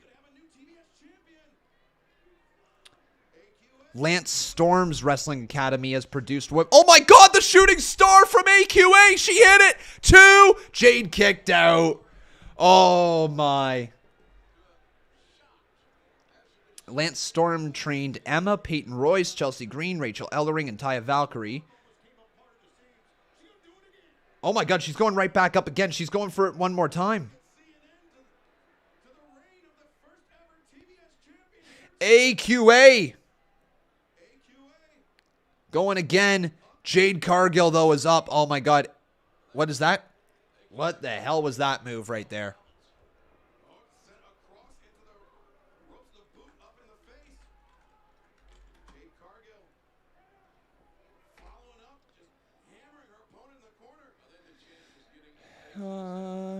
Seems like Booker T's track record is really impressive, even if his school is just putting the finishes touches on talents like Ember.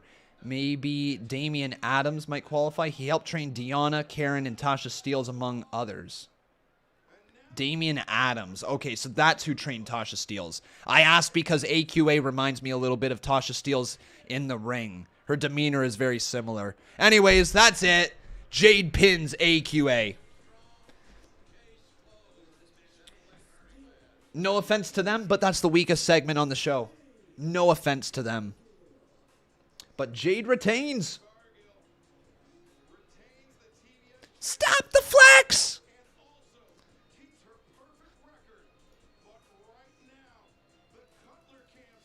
Oh, Cutler Cam.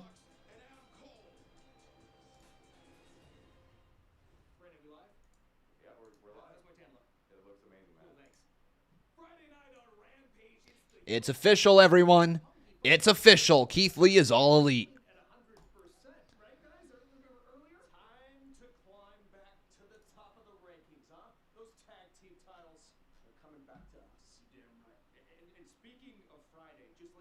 The Super Click, baby.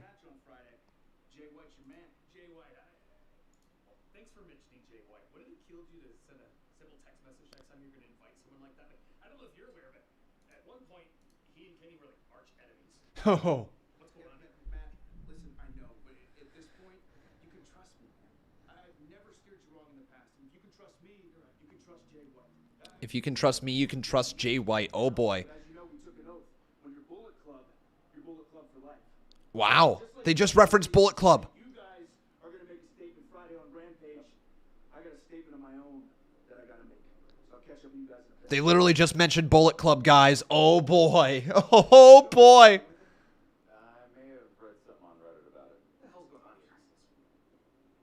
May have read something on Reddit about it. Who's here now? Serena Deeb.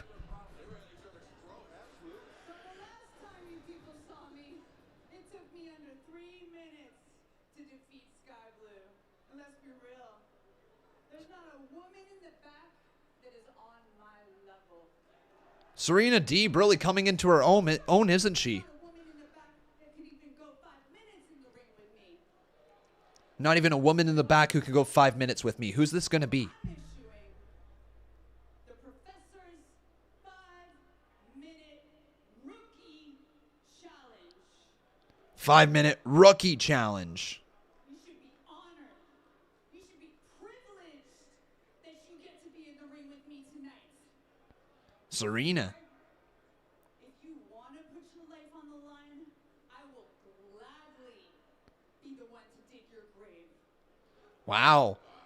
That was aggressive. Serena Deeb threatening murder here tonight.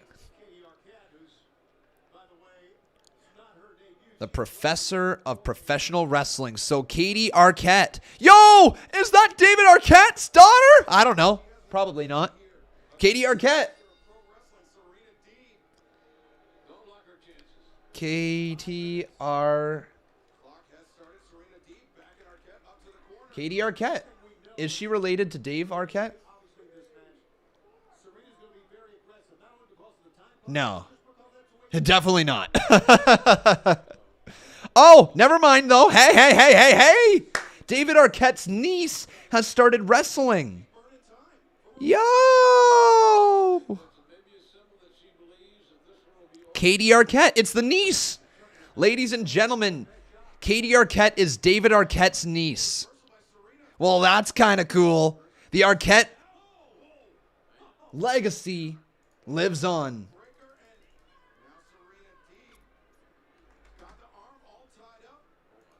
Uh-oh.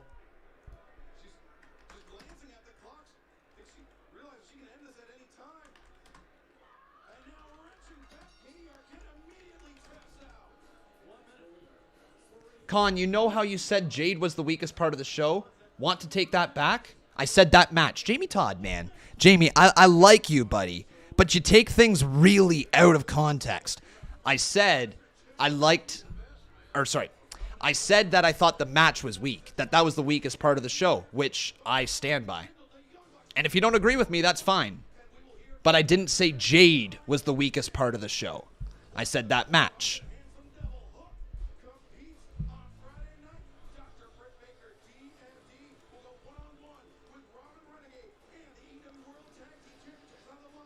The Arquette legacy lives on.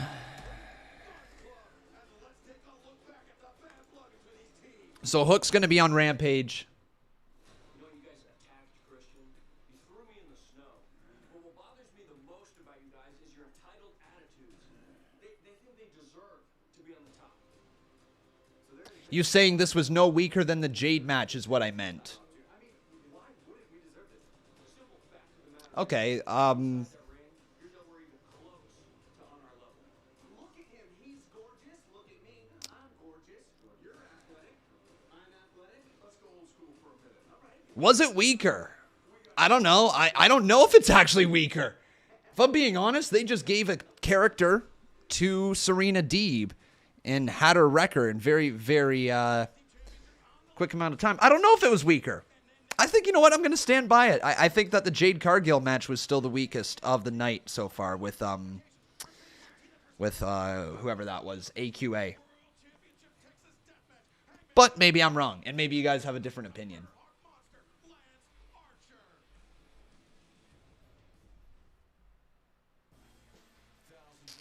All right, the Texas Death Match is up next, my friends. Oh boy, it is 9:40, so that means we've got 20 minutes on the clock. Canadian Tire has hundreds of quality pet foods, treats, toys, and accessories. Enough to bring cats and dogs together.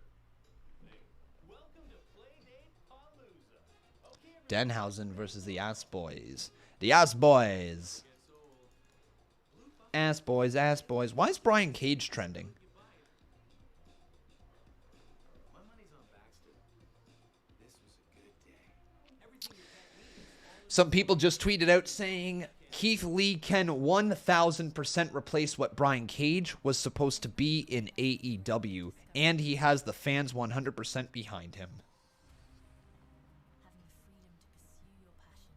Tony Khan has said, with so many wrestlers coming in, I can't renew all the contracts. So it looks like some people are going to be released from AEW at the end of their contract. Now, here's one thing that I can say I really do like about AEW is that from the sounds of it, when somebody signs a contract, they are there for the entirety of their contract. So if they signed a 2-year contract, you're there for 2 years.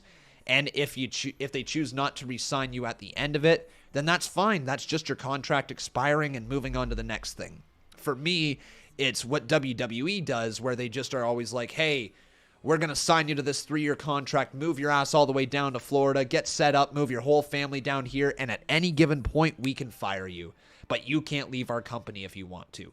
That, to me, is disgusting, and it's why I appreciate what AEW is doing with the contracts they have.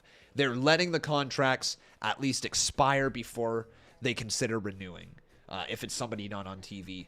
Ghoul World Order. Thank you, my friend, for subscribing.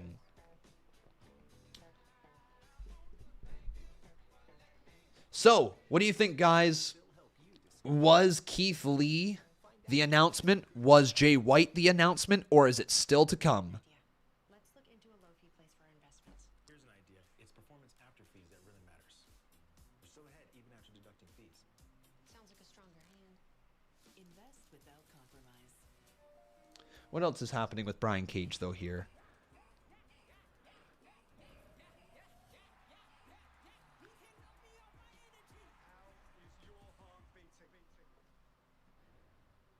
This program may contain coarse language and scenes of violence that could be disturbing to some viewers. Discretion is advised.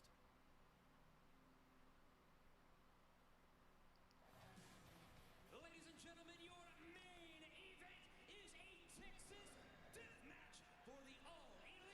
Here we go, though. World title match up next. It's time for some cowboy shit. Is by knockout or submission.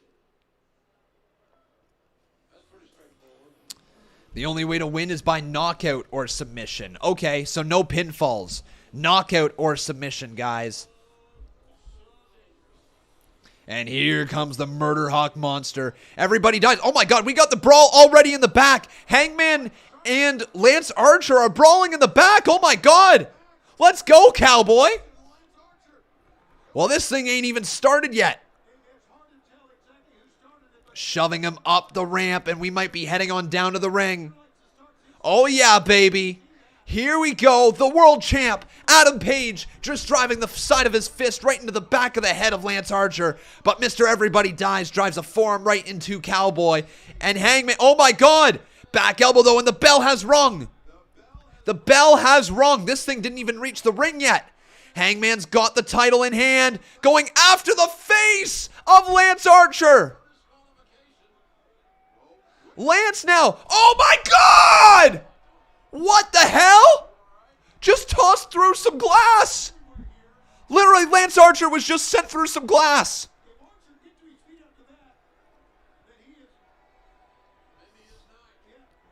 Holy cow.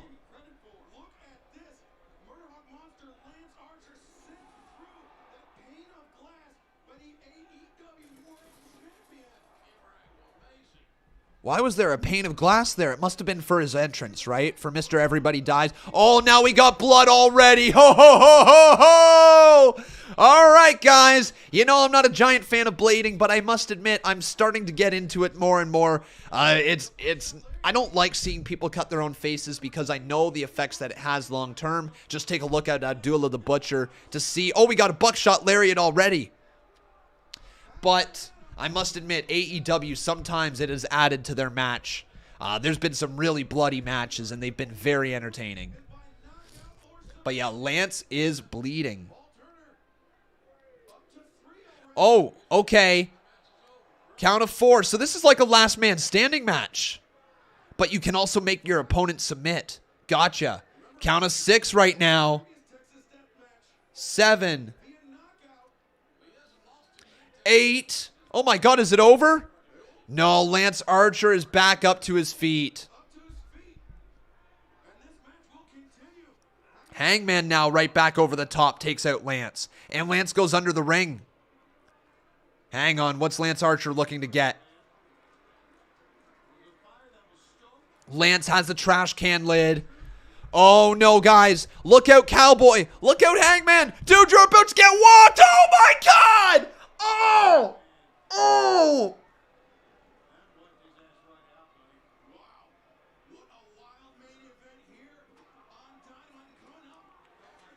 That was nasty. Lance Archer just smacking him.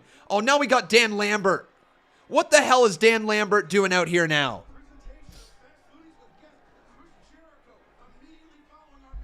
Dan Lambert, oh man, taking off the top turnbuckle? Why? Why is Dan Lambert unscrewing the ring?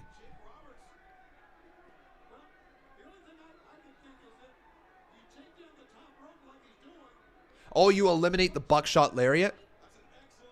Oh, wow. Great point from the commentators. If you take out the top rope, you remove the buckshot lariat from his repertoire. Yo.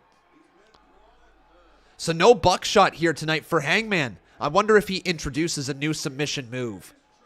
Oh, Hangman now. Let's go, Hangman. Going for a moonsault. He lands it. Ha ha. That was awesome. Man, what a show tonight. What a show. Seriously. Kevin Eric Snell says these announcers are so good to bring these things up.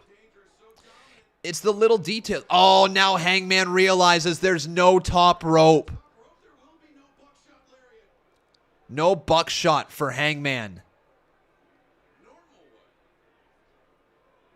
Hang on now. Hangman grabbing the turnbuckle pad.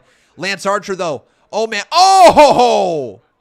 That was disgustingly smart from Lance Archer. Literally, Lance Archer's removing the entire top turnbuckle. No buckshot lariat for Hangman Adam Page. Will he be able to find a way out of this? Oh, and there's a sidewalk slam from Lance Archer. But it is our final commercial break of the evening, and I wanted to ask you guys to please make sure you leave a like on this video if you are enjoying what we do here. We are live literally for everything that is WWE and AEW. Raw, NXT, SmackDown, Rampage, Dynamite, pay-per-views. We also do UFC, which coming up this Saturday, UFC 271, we will be covering. So much great content on this channel, my friends. So make sure you leave that like, make sure you're subscribed, and if you would like to keep us going and keep supporting this channel, you can consider dropping a super chat donation. Any little bit is appreciated, but it is not required. Your viewership means the world to me, so thank you for being here tonight. Samuel Vlog says, Con, what a show tonight. There is absolutely no reason to complain about it. Agreed.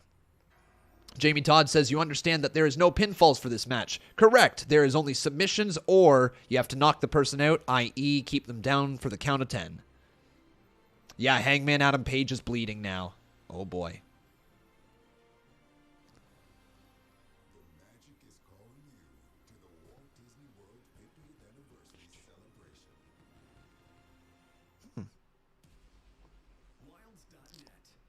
James Perez says, what was Tony Khan's announcement? You know what, guys? I still don't know exactly what the announcement was unless the commentator said something and that I just completely missed. I don't know exactly what the announcement was. Could have been Keith Lee. Could have been Jay White. But I don't know, man. I don't know.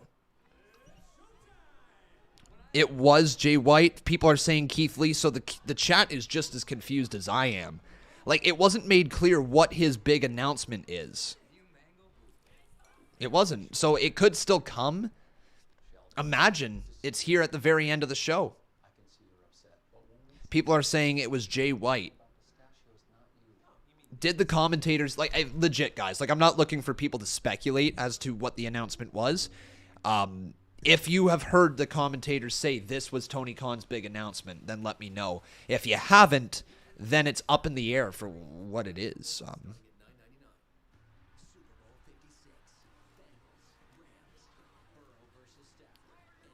Trey Lucado says Tony Khan never said anything about Jay White, though. That's what I'm saying. I haven't heard. I'm asking you guys. Like, I'm not telling you guys. I'm asking you. I'm just as clueless right now. This program may contain coarse language and scenes of violence that could be disturbing to some viewers. Discretion is advised. Oh my God, Lance Archer. Our main event here on Dynamite. Hangman Adam Page defending the Hung up. against Lance Archer in a Texas death match. What a captivating night. From opening bell. The tweet was a free agent, which was Keith Lee.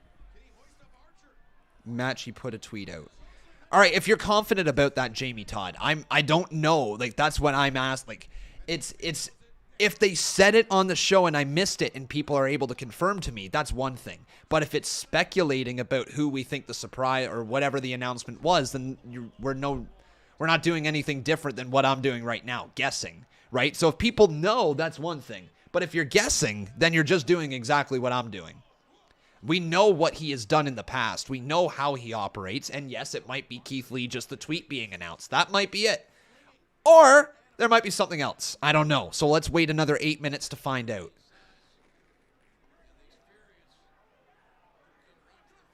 Man, both men are bleeding. How many matches has Hangman Adam Page bled in now? Jake the Snake Roberts, what are you doing? Oh my God, Jake the Snake with a clothesline / punch to the face. Oh my God, is Jake going to hit a DDT? Come on, Jake. Oh my God, no! Lance Archer pulls Jake the Snake off.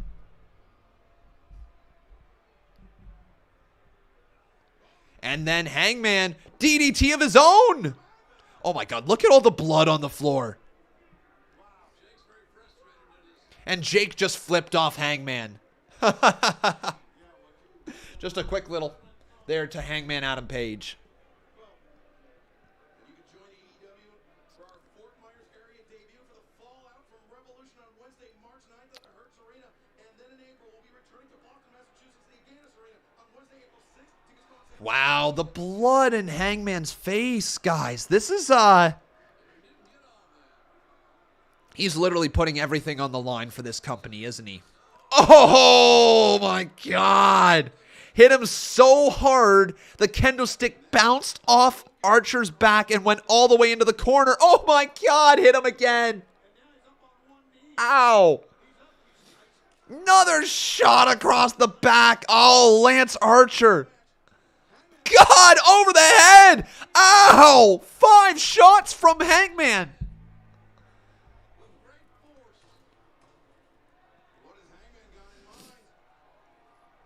Holy cow. But Archer blocks the kendo stick and just breaks it in half. Oh my. Lance Archer choke slam on the trash can.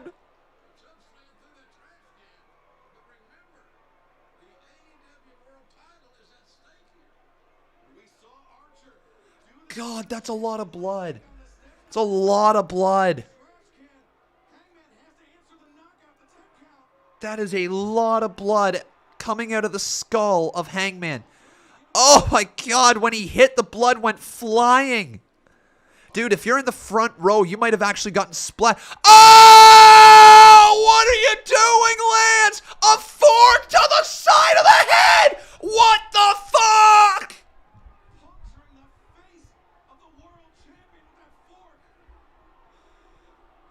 Oh, and he licks the blood.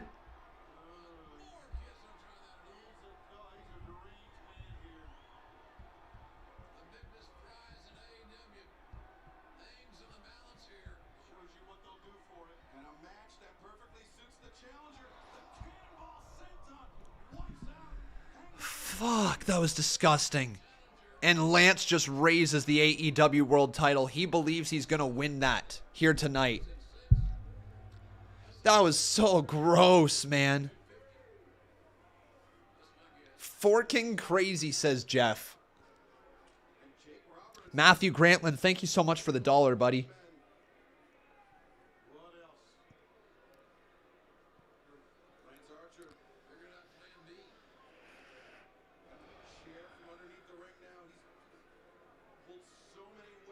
All right, we got more chairs going into the ring.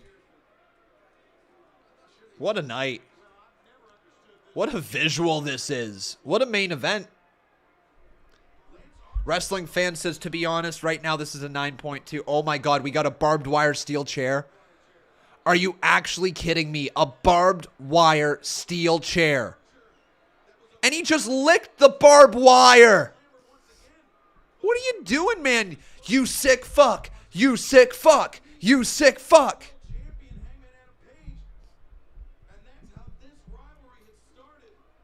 And there's a boot right to the dome.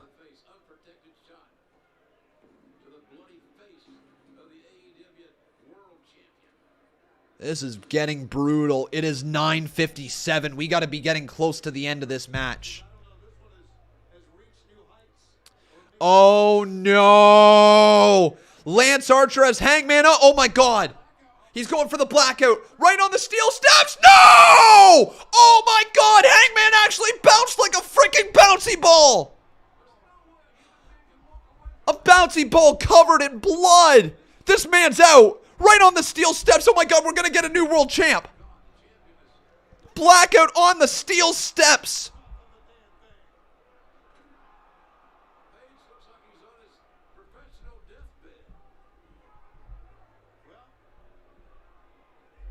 Bouncing like her stepsister on her sugar daddy. My God, guys. Hangman just bounced and bounced and bounced away.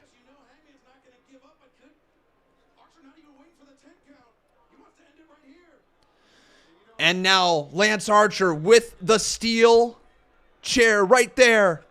Wait, Hangman's got the, oh my God, he's got the barbed wire. Now punching Lance Archer right across the back of the head. Hangman slides his hand through the wire. Oh my God, he's going for a buckshot. Not quite a buckshot though. Discus forearm to the face.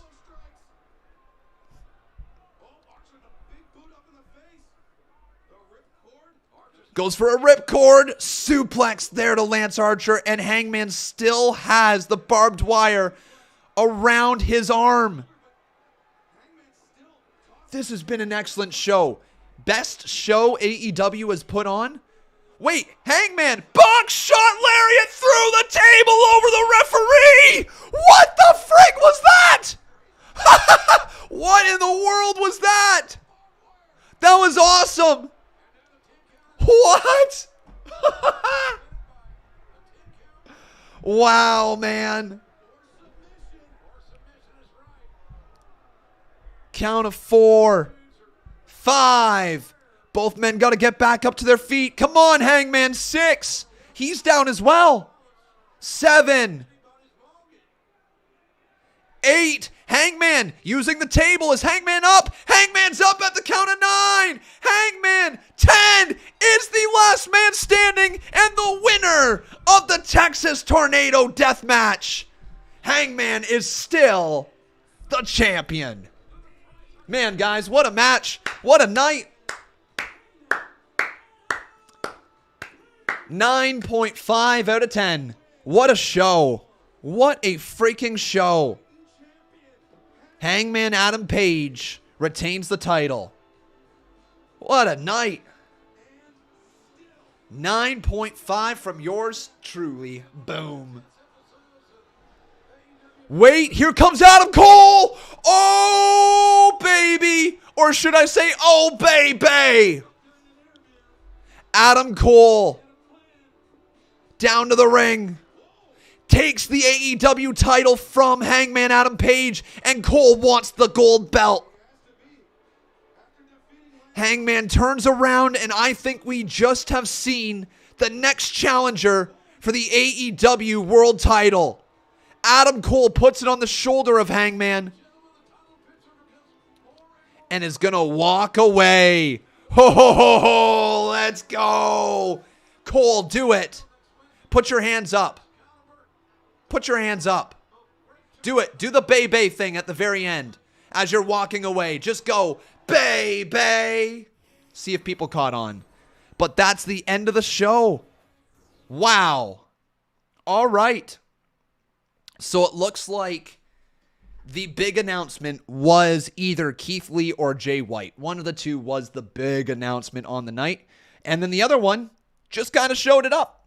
showed it up. That doesn't make much sense. But the Forbidden Door was broken down, or at least open, by Jay White and a free agent signing in the form of Keith Lee. So nothing wrong with that show tonight. 9.5 out of 10. Seriously, great stuff. One sec, let me have a sip of water because I haven't had a sip of water in 2 hours. Then we'll talk about a few more things. Okay. SportsCenter Nana said, awesome call. Thank you, my friend. I appreciate that. And then Storm's Magic over here says that match was brutal. It certainly was. It really, really was. All right, though, everyone. So tomorrow, right here on the channel, we have something very exciting for you that I don't know what to expect with, but I have been recommended a game. And I've been recommended for us to play a game called Lost Ark. It's a new game, and it is out as of yesterday. So I think we're going to be streaming that tomorrow on Con Games. If I choose not to stream it, though, for whatever reason, if I choose that they don't like the game, I don't like what I'm seeing, yada, yada, yada, we will be back with GTA. But I think we're going to try Lost Ark. So it's called Lost Ark, not Ark Survival, Lost Ark, okay? And that is the name of the game. I'll show you really quickly here what it looks like. Boom. Right here. This is what the game looks like, my friends. So we're going to be playing this tomorrow over on Con Games. So yeah, I'm really excited about it. I think it looks pretty damn good. It's supposed to be a little bit like Diablo, I guess, but better. I don't know. So we're going to check that out tomorrow on Con Games. So if you've not subscribed, make sure you do so. It's going to be fun. But my friends, that is going to do it for me. I think we're going to have 2 reactions. We're going to have Jay White and Keith Lee over on Conman Reacts. So go check that out right after this stream. Should be up within about 10 to 15 minutes. But that is it for me. Thank you very much for watching, everyone. Thank you so much to all the people who dropped a donation here tonight. You are as follows: Jonathan Farthing, Spencer TBD, Brandon Harbin, Icon 809, Lauren Clayton, Matthew Grantlin, Spot Center, and Storm's Magic. Thank you guys all for your donations. You allow this channel to continue week in and week out. But that's it for me here tonight. Have yourself a wonderful rest of your evening. We'll be back tomorrow on Con Games. But until then, I've been Con. That was AEW Dynamite. I rate it 9.5 out of 10. Freaking awesome show. Might be the best show they put on ever. It's up there. Top 3 for sure. But that will do it for me. Take care, my friends. Have yourself a wonderful night, and we'll see you all tomorrow.